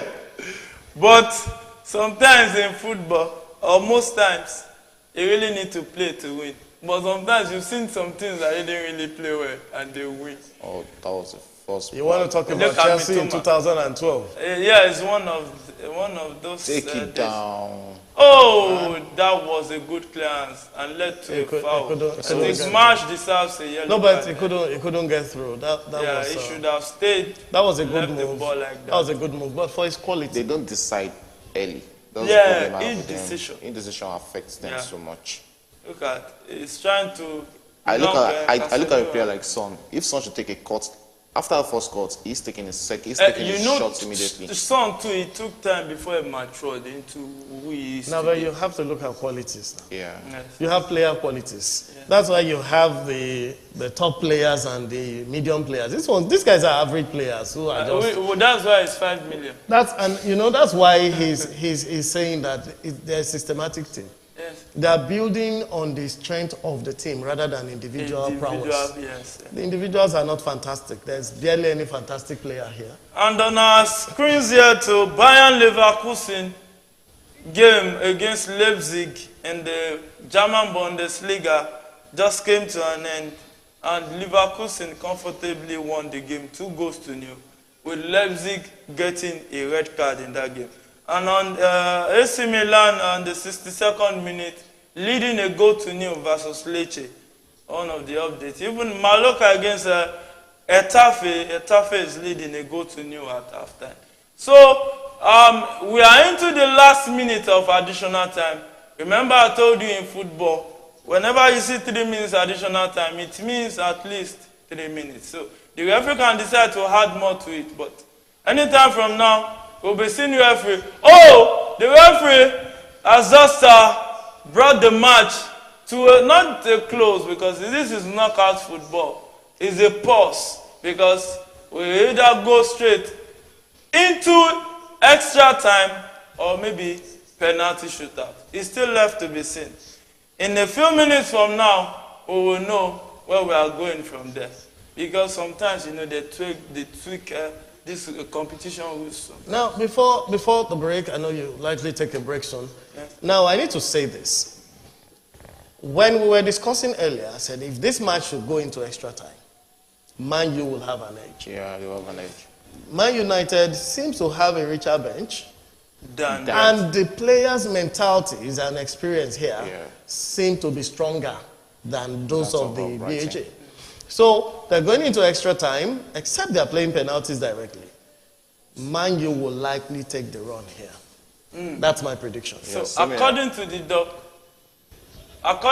doc, Man U will most likely take the day.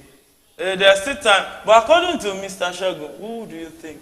No, I think I'll be tilting towards or close to Manchester United right now. Manchester looking at the United. experience and looking at the bench, they have what it takes to play the long game against Brighton.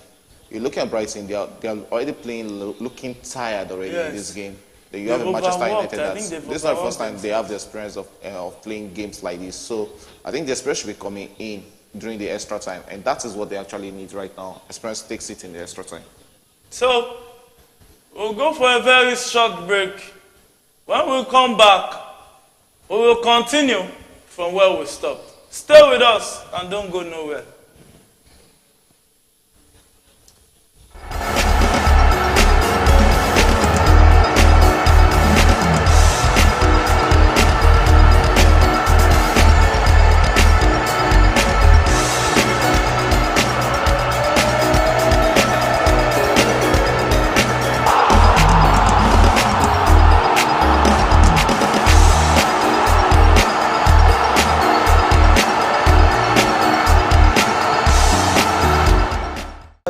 Being a Chelsea fan, I was just kind of optimistic that we'll win because we've had a very bad form this season. Clash of the Titans between the two London rivals, Chelsea versus Arsenal. Already Man City has overtaken Arsenal on the lead of the table with 13 matches played. A win for Arsenal today, Arsenal will automatically overtake Manchester City. Let's go hear what the fans have to say. This is Premier Sports Fan Center.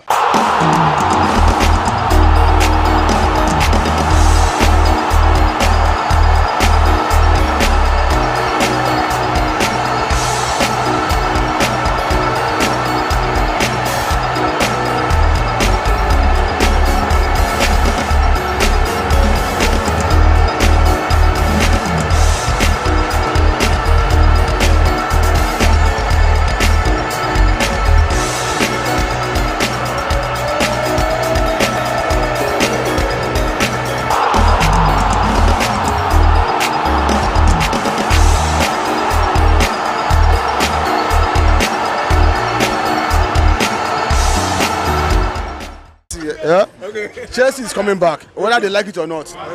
Once I just go to my this account. Chelsea has so many substitutes. Bench win matches. We're not talking about the starting 11. Now we have two starting 11. Anybody can play now. It's not about two. Let my 2 and 3 they come back. Anybody can. Anybody will collect from Chelsea. Anybody will collect. This season may be awful, but I'm telling you, Next season.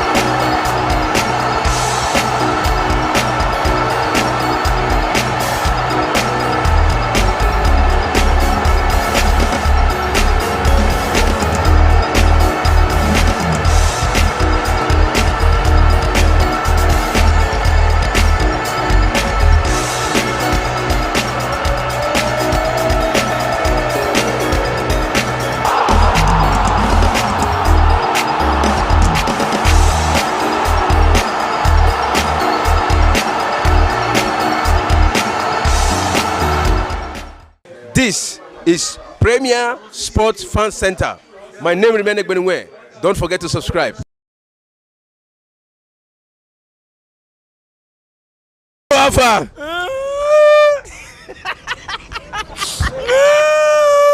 It's okay. This is a strong Man U fan.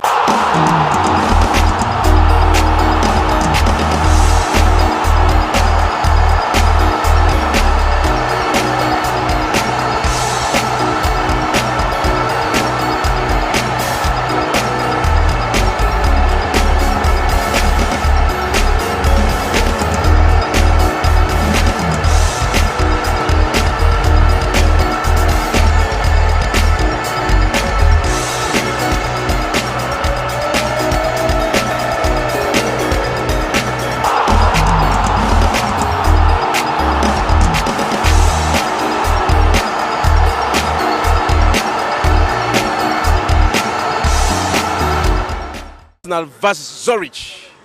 A win for both automatically qualify. A draw also qualify. Let's go hear what the fans have to say. This is Premier Sports Fan Center. My name remains Egbenwe. Please don't forget to subscribe.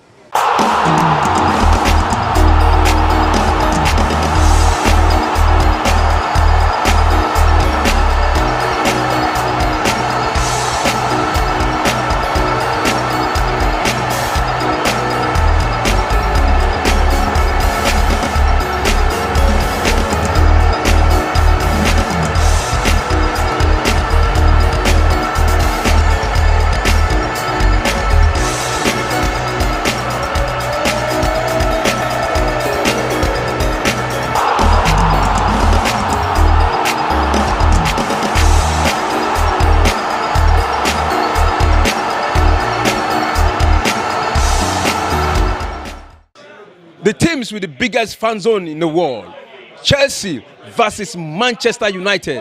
They're about to start their match. And it has been a lot of talking between the fans, Manchester fans and Chelsea fans. Let's go hear what the fans have to say. This is Premier Sports Fan Center.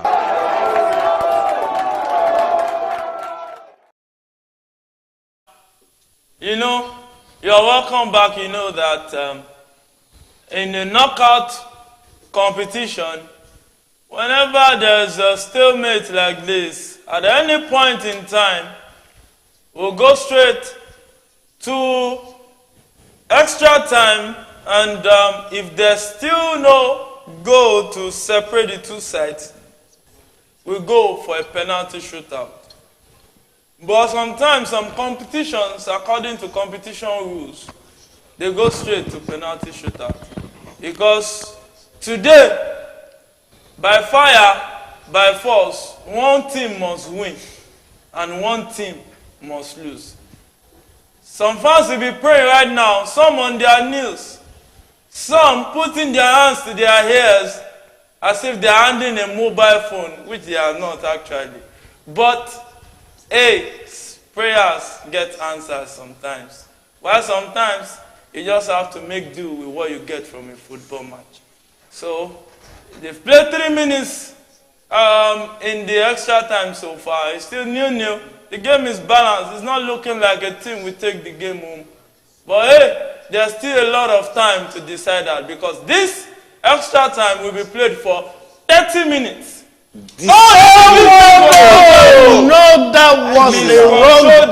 That was a Brighton wrong almost first touch. took the lead. Wow. That was a wrong first touch. Brighton almost took the lead. That was a close one. I know Manchester United fans will be saying, thank you, my father. Thank you, my Lord. The first touch was so poor. Yeah, that's a poor first touch from the Brighton attack. I think that was it backs what we've been saying since the first half. Yeah, that they've been their lackadaisical attitude in front of goal. I think that's their game pattern, so let's leave that for them. But they are forgetting that this is knockout football. You don't come here to change your pattern. You should have changed it before you come here. So this is not a preparatory. Mitoma looks tired already in this game. Yeah, he's tired. He looks tired. If the guy had controlled the ball properly, he would have had a good chance to place the ball. However, you said prayers work. That's where prayers work. Yeah. Because United people possibly put a load of angels or demons there to... Oh, they are demons from United. They are red devils. They are red devils, so they carry demons. So they possibly have devils there holding the guy's feet from controlling. But like Yoruba will say, there can be much more water than their gari. Than the flour. Than the flour. But hey, Casemiro is down injured. The referee has blown. The game is about to restart. That's a beautiful chance. That his first touch was awful. The Zebi was actually and I'm so proud of Linda. At that mood, if he was drinking water, I would have thrown it to the field. You know, football is emotion driven. You know, it's a beautiful game. Thank God we have this beautiful game. Because to some of us, the world might be so boring without football. Wow, this is really feisty. And let me ask you, Mr. Shego, what would Somebody got booked. Have you ever imagined not having this beautiful game called football in existence? How would it be like? Well, I think there's still some people who don't even watch football. To you, personally, as a football fan or a football fan. Yeah. Well, I don't really know how boring to be without football, because it's one of the things that actually keep me busy and keep me lively during the day. Okay, let me just say, as a Chelsea fan, when I woke up this morning, I was like, thank God this weekend there's no Chelsea games. Yeah, of course. Oh my God. Sir, what do I woke up yesterday morning, I checked that Chelsea was playing, and there's no game, there's no Barca game to watch. You know what it touched me? I really I feel so sad. You are emotional I feel so right now. Emotional for the Blues. This is a Chelsea that we're so proud that majority of their fans rode Okadas and Keke Marwas, and they were so proud to color the Keke and Okada in Chelsea colors, with the blue demon carrying the stick. And now they're not even looking forward to the next match. We're not interested. Sometimes football can humble you. I think our next match is on Wednesday. Yeah, against Brentford. That is another crazy game to look forward to. But thank God we'll be talking more of Manchester City against Arsenal that day. So the attention wouldn't be on Chelsea. You know, it's so funny how the owners of Chelsea... In the of EPL, there's a striker I always like to face, and that is Ivan Toney. That guy is... Even apart from the Ivan Toney topic, how can you sack a manager and replace him with a manager that's not better? No. It's not about a manager that's not better. Tuchel was walking on the line of getting sacked. So what has Tuchel done? No, not Tuchel. I'm talking about Harry Potter. Graham Potter. Sorry. Graham Potter has to be sacked. The management actually supported him. There's no much support you want. What I'm saying is, Graham Potter is better than Lampard. We've gotten to a situation of the season like We don't have anything to lose Anything anymore. goes. We don't have anything to gain. As far as There's relegation on that. No, we can't go to relegation. We just need one more point. One more point. But then you get 40. You know, the just shall live by faith. 40 I points, think just 40 one more 40 point. points is the benchmark. Yeah. You don't expect Chelsea to go to relegation. If it's forced to draw against Arsenal, we'll get that draw. Yeah, why did you pick against Arsenal? If it's supposed to get that draw, You against Arsenal, know, we'll get that draw. according But to it's not like Chelsea can't get to records and relegation. statistics, you said something about statistics. Records have it that some people are married to some other people. Chelsea they know people that they can actually dominate. Yes, you know, Even if they are number one on the league, they still are not afraid of It's Arsenal. a derby. But Arsenal will beat us for the past 2 seasons right now. And this should be the goal. Hey, what can Sancho do? He That dancing is the too much. the hallmark of what has been happening since the first half. Lackadaisical attitude in front of goal. I don't think it's lackadaisical. I think it's just the players not having enough quality or not putting in their best. No, this is not about quality. When you play the ball at the right time, the ball will go at the No, but who is playing the ball matters, and at what speed is he Look playing at it? it. Controlling the ball. This Look was too at much. is this that not second control? lackadaisical? That second control was not needed. It was not needed. You Because control once, if you can Sancho on a good day, shot. he will take that shot take from it there. straight. So that's what I'm He'll take saying. that Is shot a from lack. there. They feel like That another comes one to will talk come. about the shots Antonio was taking in the first half when you were complaining Yeah. about Antonio You can taking. see Sancho now dancing. And now you are complaining But about there was Sancho no not taking option for shots. Dayon Sancho on his defense, but there was another option. Look at that! Why? Why? You just screamed because it's another lackadaisical way of. No, ending but the no, that was poor sight. It's not lackadaisical. Look at it. Lackadaisical Look at this is ball, sir. hold on, sir. Lackadaisical is when you can do something and you don't do didn't do it. it. Yes. But this guy couldn't do better than he did. It was his vision. He couldn't see better. But he could have seen better. I bet he doesn't have the ability. How do you see? He when you has don't the have ability. He has his 2 eyes working. No, I his think- But he's two eyes not are not using enough. it. Let me give you a good example. You want to run now, you are going to compete with Usain Bolt. You stand with Usain Bolt. You say, we're the same age. We're both men. No. Can you catch up? This is a But wrong in that story. scenario, you No, can't can you compare catch to up? this. It's the same thing. It's ability. You both have legs. You are both running But he athletes. what he did actually there was to put too much weight on the pass. That is the ability to control your pass under pressure. He was under But he pressure. could do better because we've seen Mitoma this season do better. He could have done better, but So they that's didn't an have error. the capacity. Let's He use has another it, word now. but the he's not capacity doing to it. do better. Yeah. That is what makes the difference between the top players. What I and just these think ones. is like they are just being swallowed up in the moment. It's not the swallow up. It is the ability of the player. Because That this is is why- semi-final. You hold know, on. there's more That is how pressure. much. That is how That's much the best he could That's do. the best he could do. That's At why that it's time- 5 At million. that time, that's the best he could That's do. like 5 million. That's why it's 5 million. That's why it's That's cheap. his For worth. people, That's his men value. select, You right? can't put a I Lionel would like Messi to- in I that would- I would like position to- and expect him I to don't- do that. I would like to. I don't really buy into the idea of clubs buying players from Brighton because I look at them. They are only good for their system. Yeah, That is yeah, it, yeah. I mean, they are good for their That system. explains what Cucurella has done. This No, but Cucurella was a player from Barcelona Barcelona Academy. to Brighton. And he was Well, in we saw Brighton him only at for about 2 at the point. seasons. At the point, Man City was on the neck of getting. Yeah, almost Cucurella. got him, but the price tag looking at his pushed performance them at off. Chelsea, they will be taking the stars. of the at league. that they kind of didn't pass. get it. Look at that kind of pass. Look at that kind of assist Don't he forget, gave there to was to this substitution guy. in this game already. Fernandes is out for what's Yeah, it called? for Malacia. This for is a Wiggles. dangerous attack. For For Wiggles. Wiggles, yes. Whoa, I think- nobody at the end of it. I don't want to be wrong. That looks like a wrong substitution to me because when you're taking Fernandes, who looks like you're creating. Yeah, okay, Wan-Bissaka Yes. for Malacia and That is still Fernandes good. for Wan-Bissaka for Malacia is still looking like a like-for-like substitution because Yeah, both he are had good. Both to are go good to the defensively. left But when side. you are bringing Wiggles, Pass the ball, idiot. Pardon me. The game is really getting That to was, the that emotional was the side.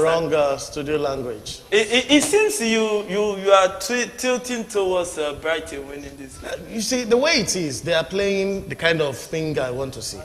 I want to see them play to the post and deliver.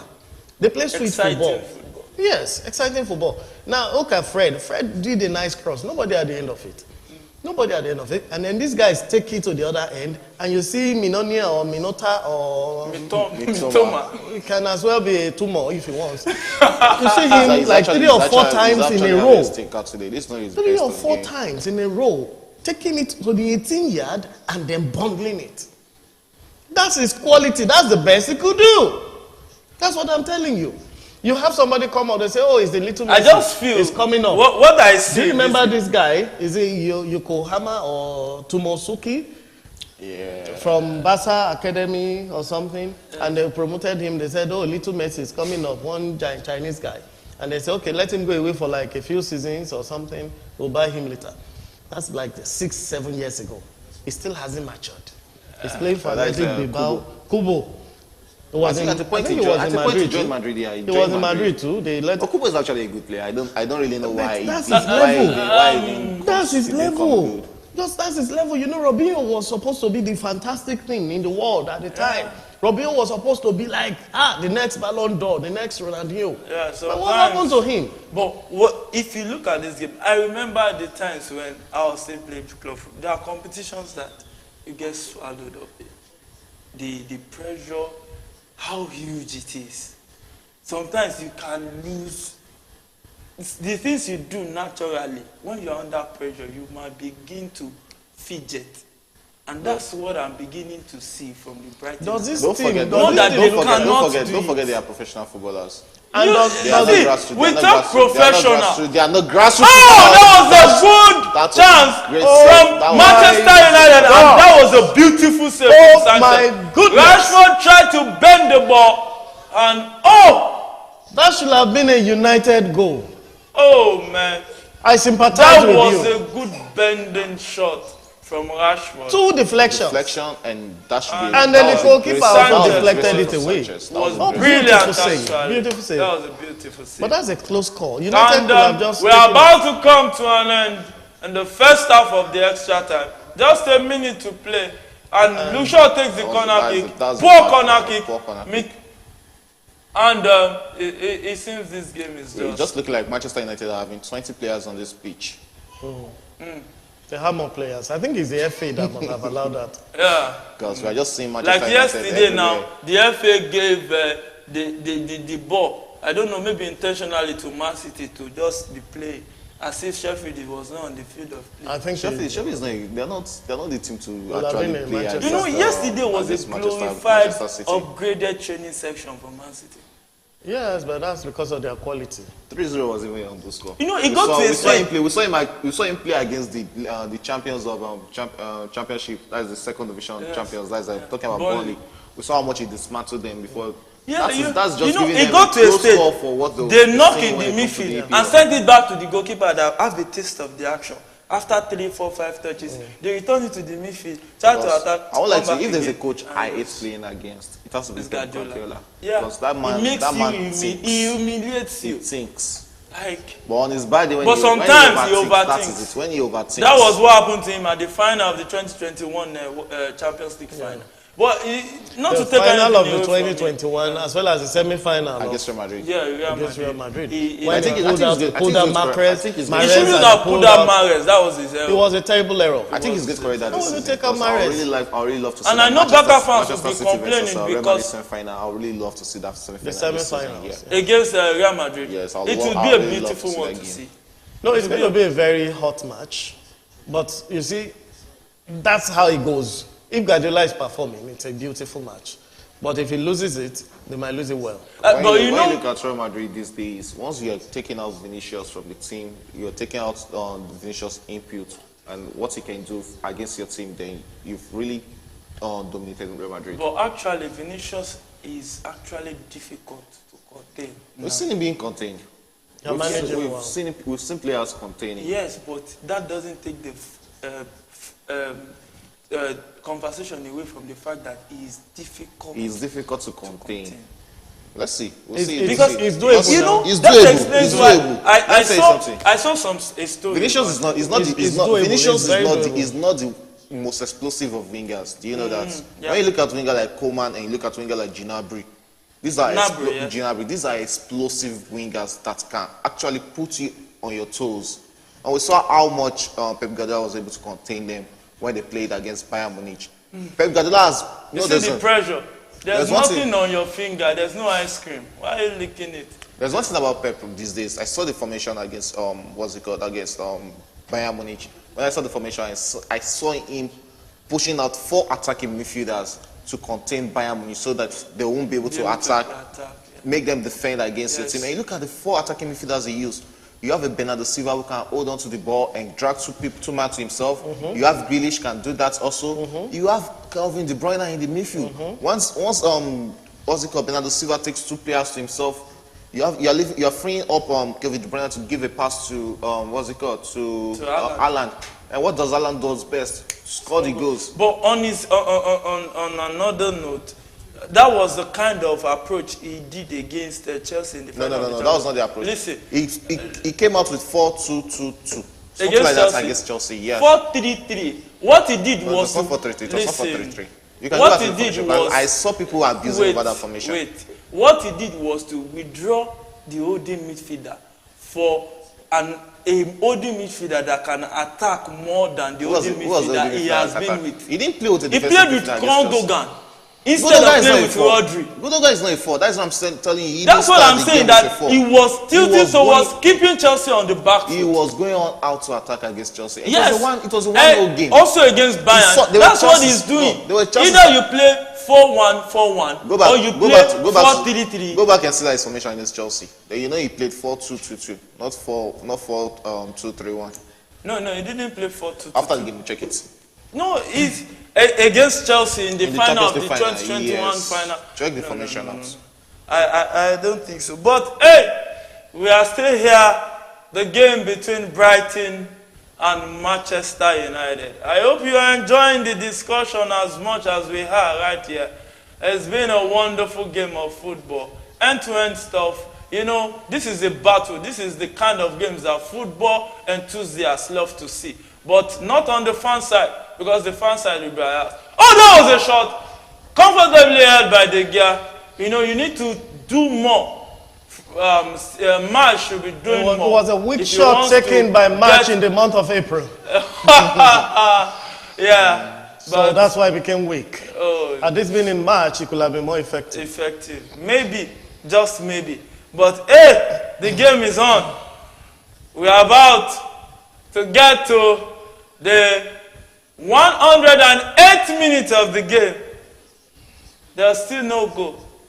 And in football, no matter how attacking you look, if there's no goal, it looks boring sometimes. Yeah, it's not just boring, it's tiring, frustrating to the fans, even the players might be enjoying themselves because nobody's on the back foot, but the fans are uncomfortable. You could see a guy eating up his fingers the other time. He has finished his own fingers. He was asking his neighbor for extra fingers. Something to help him stay alive. Stay afloat. While he continues to endure the match. Finger. Unfortunately, the neighbor has finished eating his own fingers too. So who's going to help the guy? Look at this guy. It's just the pressure of the game. Look at them. They're just wondering. When When is the goal coming? They're looking for the goals. Yes. When is it coming in? And even when you don't have a phone see, this call, is the part where you put your GSM. Fans suffer much more than the players. Yes. Because the players are on the field. Sweating out. Whether they win or they don't win, on Monday they get their alerts. Of course. These fans are going to go home. Some of them are going to cry. They won't be able to get dinner today. They won't be able to eat. Some of them will have to fight their wife for no just reason tonight. Yes. And those who don't have wives are in trouble because they have to fight something. Yes. Unfortunately, that's how the fans go. Football without goals is actually boring. It's actually boring. It is, actually. It is really boring. We hope the bottom is in this game will be taken off by scoring a goal. Well, it's still left to be seen straight to penalties. if there will be a goal in this game. Because it looks more like it's a game that is heading towards the penalty shootout. And when it's penalty shootout, it can even make some fans pee on their boxers. Oh, well, the fans have survived up to this point. What that will happen is for them to lose right now. You know, so when it's penalty kicks, we know it can go either way. As long as you watch football, as long as I have watched football, you know that penalty kicks is anybody's game. You can go anywhere. It doesn't matter how good you seem to be. In your last penalty taking, that is a risky one. You look at the likes of at the World Cup. Yeah. Was that Croatia or who played against Argentina? They won the last penalty. They had to face and lose the next penalty. Next penalty shootout. I think that was Croatia, That's Croatia. You know, when you have And there was the belief that the goalkeeper was like very good at Martinez. penalty. Yes. Now I'm talking about Croatia goalkeeper. Croatia. He was very good at penalties at the World Cup. Andanovic. No, it's not Andanovic. Is it Andanovic is from Serbia. It wasn't Andanovic. He saved them for the Yeah, he saved them for against Spain. against Spain. Against Spain in the quarterfinals, yeah, and he then saved them. they thought that would happen too. Yeah. So, and they had Modric there. They had the expats, Modric, the Perisic, Yeah. and all the. Even against Kovacic. Brazil, he saved them against Brazil also. It was But the one that it was penalty saved shootout against Brazil. Neymar's penalty. He saved Wasn't them. Neymar in the Neymar. shootout, or what's it called? This Real Madrid player, Rodrigo. Rodrigo, yeah. Rodrigo lost the penalty. Yeah. Oh, okay. So the goalkeeper for Croatia. So we have was 10 minutes to go. Livakovic. 10 minutes to go in this game. Oh my It goodness! has really been a You game see, of both this of them kind of trying to game be conscious. will keep you at the edge of your seat. Hey, Lindelof! There was no There was no infringement. no there. infringement. He actually dived into the This game is getting defender. up. That's Oh, that's a good pass That's towards dangerous. Rashford. That's Don't play dangerous. with Yeah, Rashford, straight to his foot. What can he do? He You tries don't play to with cut Rashford. him. You Cut don't back. play with Rashford. A shot. Oh! That should have been a goal. That should have been a goal. You don't play There with was Rashford. too much placement Don't on the give- ball. you don't give The ball Rashford went wide. space. The goalpost had been 3 times the size. He would still have missed that. You don't give Rashford space. He went for the corner flag. Can you Yeah. imagine? You know, the Corner flag. pressure is really eating her. Oh my goodness. Look at Rashford. That was a good bending. You couldn't even get the goalkeeper to save it.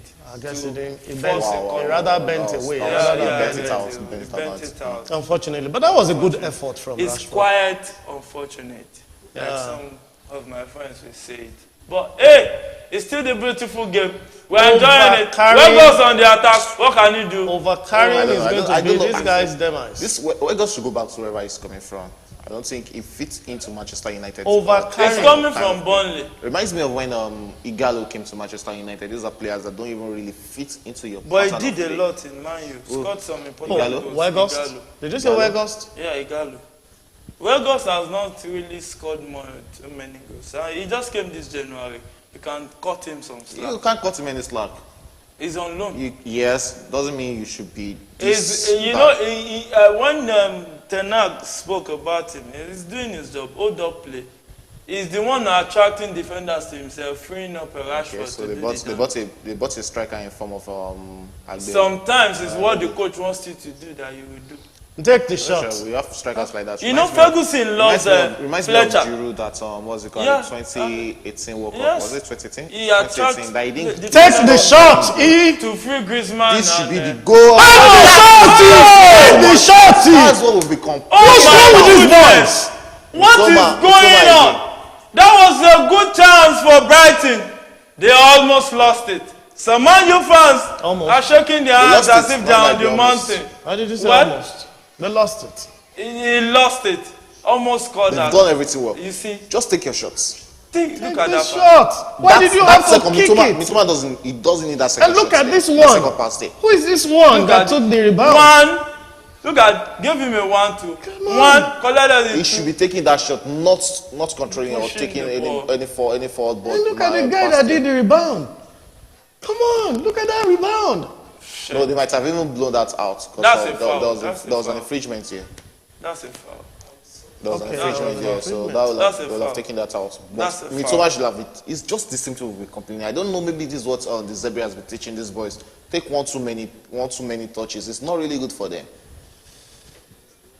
And it's a free kick in favor of Manchester United. The pressure came up, but no problem 6 minutes to in the go. end. I think The this Zebin still looks towards like a penalty. coach that wanted to cry. But sorry, bro. The game is still on. Hey, you can't give up now. Always remember that. Now who give up? Now you fuck up. The game is still on. It's the 115th minute of the game of the 120 expected to play. It's still new. It seems we are looking at a And you game can see that the might game, both teams are end they are up almost playing on the same in penalties. 14-15 goals on shots On taken goal. in this game. So It's been looking a game it's that looking is it's balanced. It's an even game, a It's balanced a balanced game. It's a balanced game. You know, But my problem is both of them are being conscious. They are not trying. They're You not They're not adventurous as much. And the Brighton that have been getting into the 18-yard in the penalty area have not been taking their chances. Yeah. Since they started this game, they're not taking shots. They get into the 18-yard and they keep looking for who will bail the cat, who is going to take the final responsibility. How do you get a goal if you don't take a shot?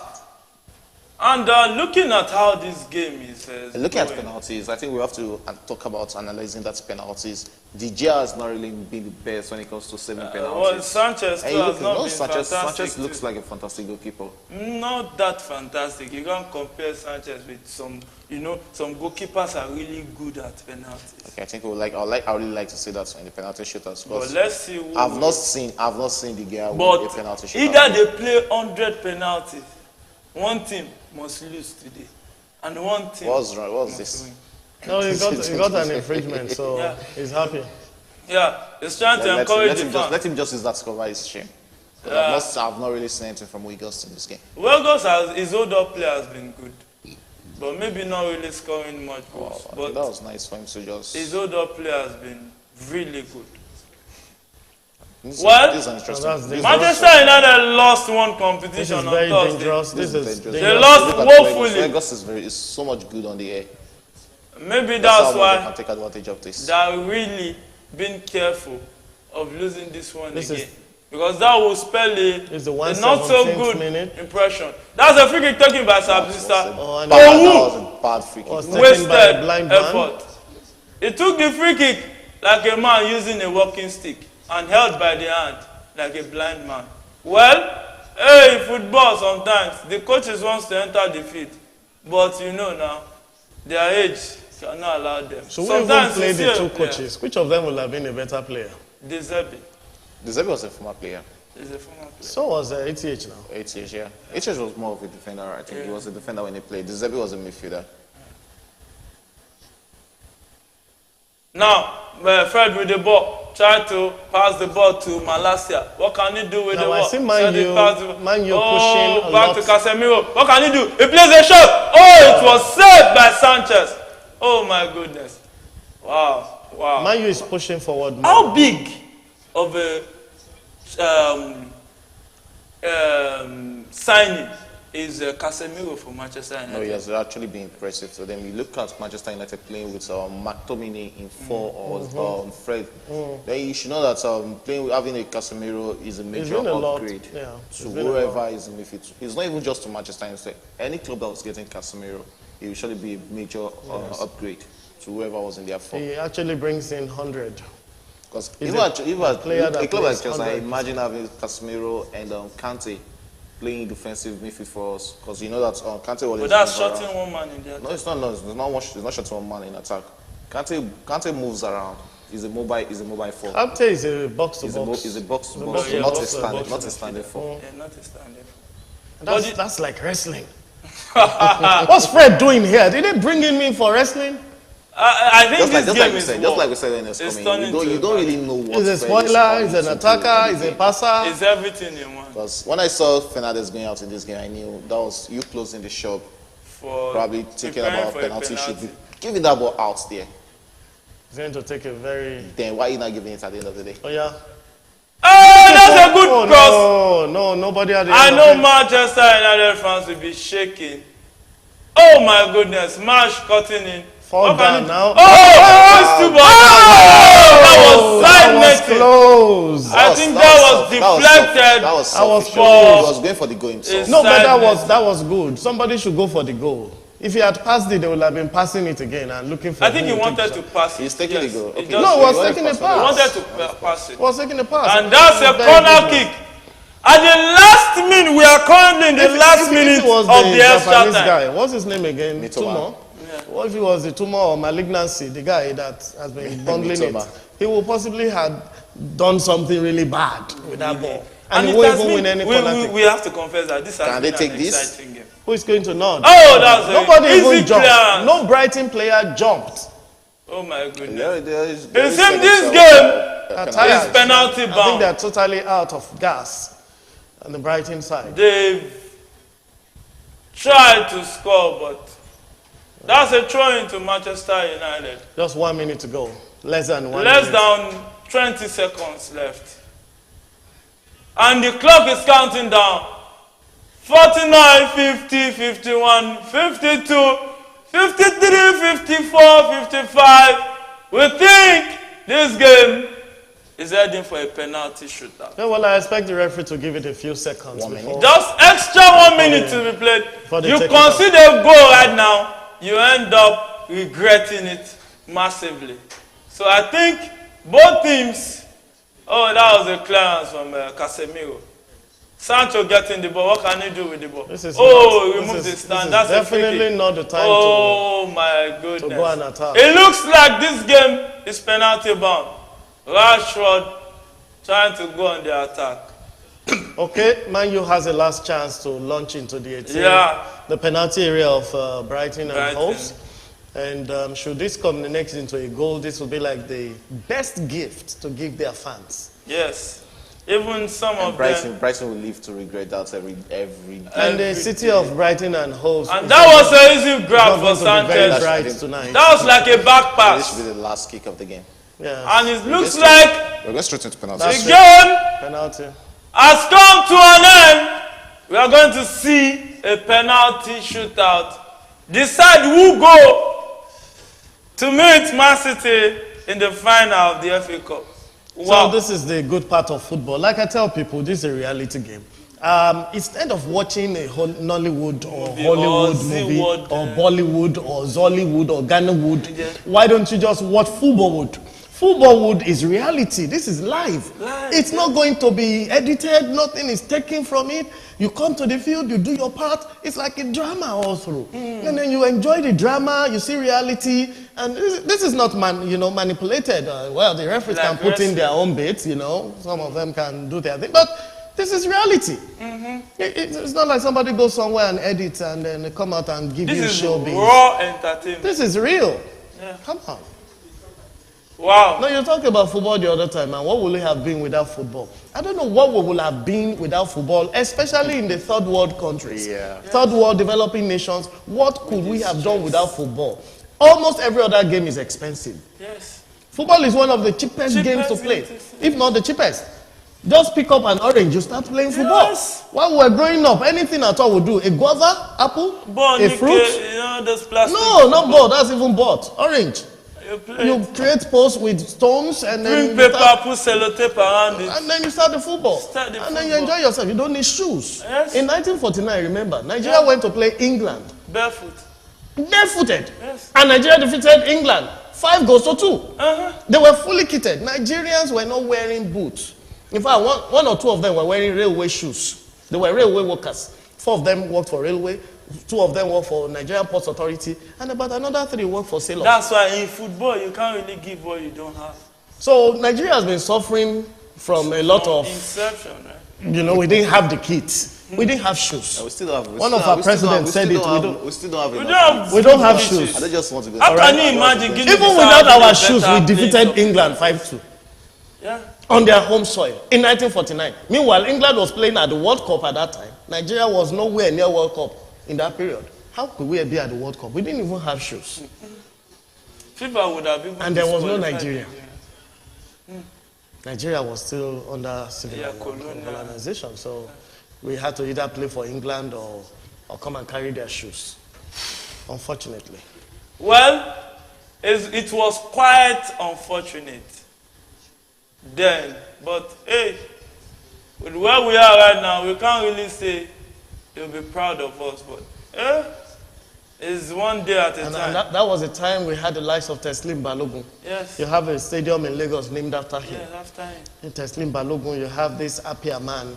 The goalkeeper was a Sam Abiam, a wonderful keeper. They called him the Black Magnet. And this from back then. Interesting attacking player that some Sireti Maya than even JJ. I've forgotten his name. Talking about Etimesi. Etimesi. Oh no, Etimesi was not that sexy. It wasn't that sexy. Etimesi was 97 to 94. 87 under 20. He started playing his trade for Nigeria under 20. 1987. We had Tunde Balogun, otherwise called Tonda Balogun. back in the 70s. Those ones play football. Best Ogidengbe, they were there. Emmanuel Okpala. You have Humphrey Okala. Then you have Henry Nwosu will come in later. Christian Chukwu will come in later. 1978, 79, 80. Odegbami, Owolabi, the likes of Shofoluwe, the likes of, what was this guy from the East? Down to Amunike and... oh no, those ones are yesterday. You know, down to... I'm not that old, I'm still young. But hey, it's a beautiful game. I remember Sima in 1985. Nigeria was playing the World Cup qualifier. They had to bring in foreign-based players to help us. Then they brought in Sima, and everybody was like, he plays in England, Sima. And then they invited this man, John Fashanu, to also play for Nigeria. But he wouldn't play for Nigeria. He played for England. Just one game for England disposed of him. But Sima was like the star. Hey, Sima will do magic. Nothing. Tunisia came to Africa and they defeated us right there at the Liberty Stadium.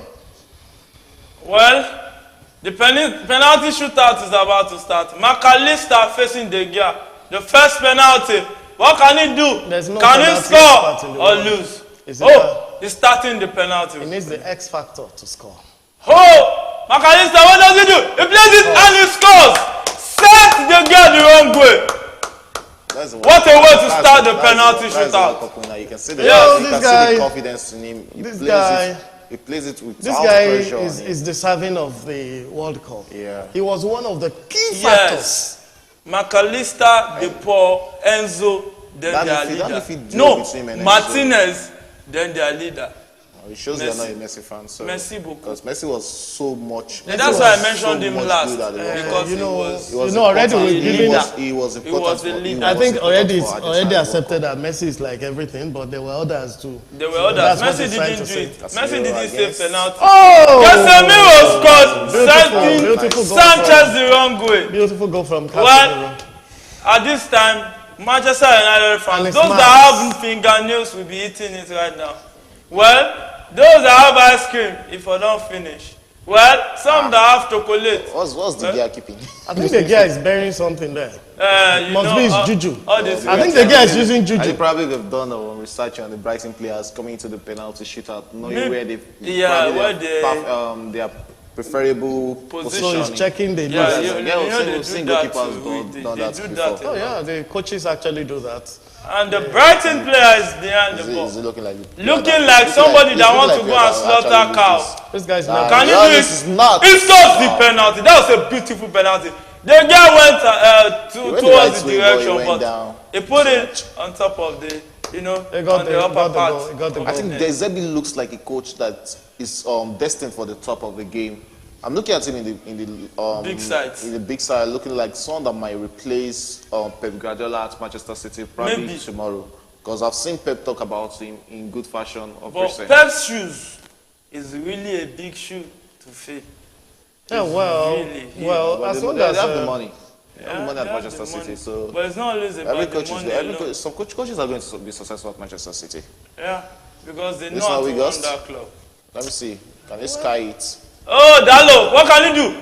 It scores! Sanchez went the right way, but that was so close. He didn't go down too early. That was so close. He waited, he hesitated. The normal thing goalkeepers do is to take a side and just dive. Yeah.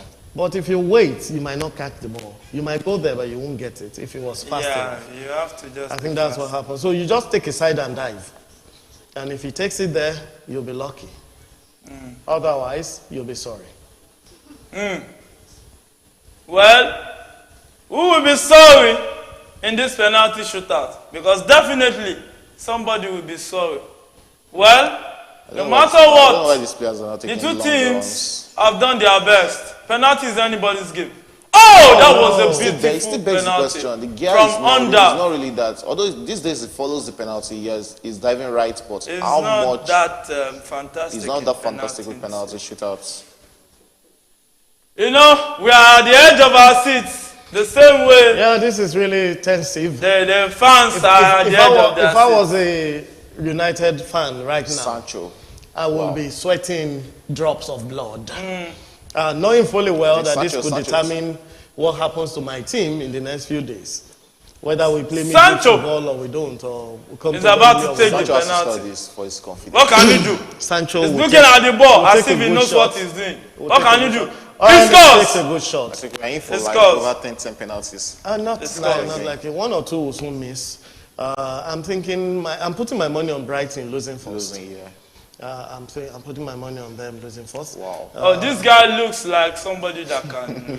You can score, you can Wherever lose. the guy has been reading has been working for him because he has been following those kicks. Do you know he has actually just been getting going that towards momentum. that direction. Just get that momentum and just that. When the just wrong need way to- the just first one one, more hand to push when that the ball right out. way the second And what one that and the will third do, one. it might also be playing on their mentality. Yeah, By doing that, they might think that he's reading he's them. reading them. So whoever has been playing left might want to change now. And if you do that in penalty, Penalty it's is mind This looks like games. this looks like the penalty. possibly that playing a is. mind game. This guy looks like somebody that He's can. nervous. He can shoot it out. It looks like. Or he can somebody bundle that it can- into the keeper. Oh! He That was didn't. a beautiful penalty. He didn't. Sent the guy the wrong way. Yeah, this one actually sent him. Yoruba will say, oh, Salo. It was very- Sopotilo. Very composed. It don't go. very Oh, well, let's see the next penalty taker for Well, at this Manchester point, United. Yemi, I'm going to advise all fans, whether of United or Brighton, who wouldn't have many fans in Nigeria right now. Rashford. I don't expect Rashford to lose a penalty. I'm going to advise you fans to take a deep breath, maybe take like 3 or 4 deep breaths.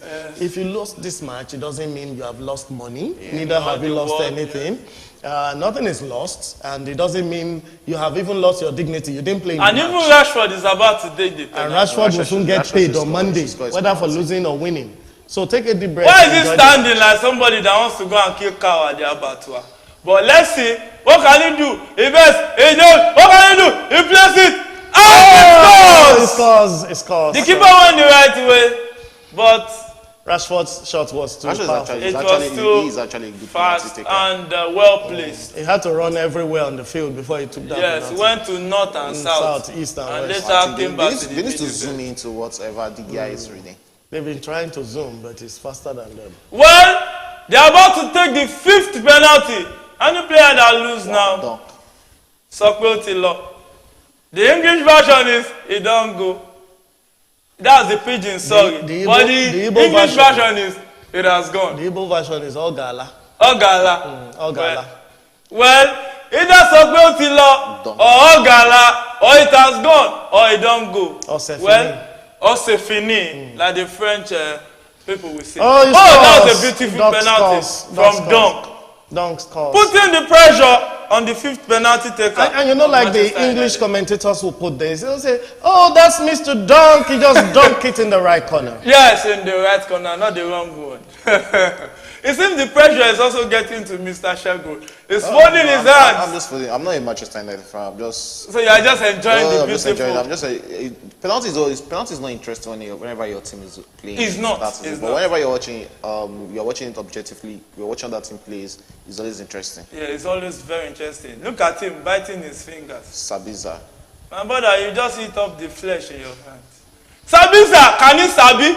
Oh! Hey, that was close. The guy got a hand to it. Yes, Sanchez got But it a hand wasn't to a it. strong hand. And It when wasn't that strong begins enough. to touch the ball, it's like something that can happen. And that's 5-5 already. 5-5. Now we have to I play we for might be up for 10 first penalties. Wow. to lose. No, they're going to go for first to lose now. They're going to Wow. play and play one each. This has been a wonderful game of football. I hope Oh the guy my is checking goodness. his bucket list again. They've really brought their A game to the field today. And hey, despite losing so many chances, after all, they didn't concede. What can you do? Oh, this is the 6th penalty. What will happen? He's standing next to the ball. The guy standing even on his preparing foot to on run. the line, looking for, oh, will he play it on the right, left? What on? Oh, he went the wrong way. It scores.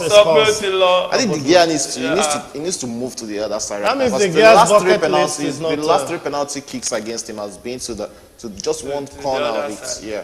To the other side. Most of the time. And if Manchester United lose this penalty, they will be eliminated successfully from Weghorst The FA is a good penalty shooter. Weghorst is about to take the penalty He's a good kick. penalty shooter. So The I'm fate scared of. of Manchester United. Loud lies in the hands of Wegos.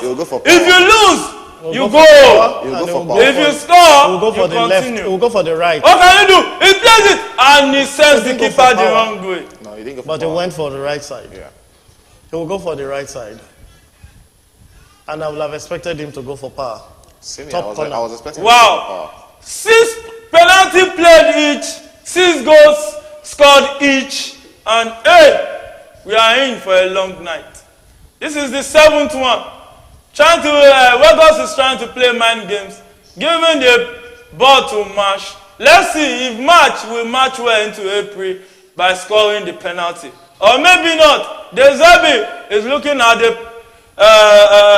the field as if something entered his eyes. Brother, nothing entered your eyes. You are just under pressure, which is normal in football. Even the young lads.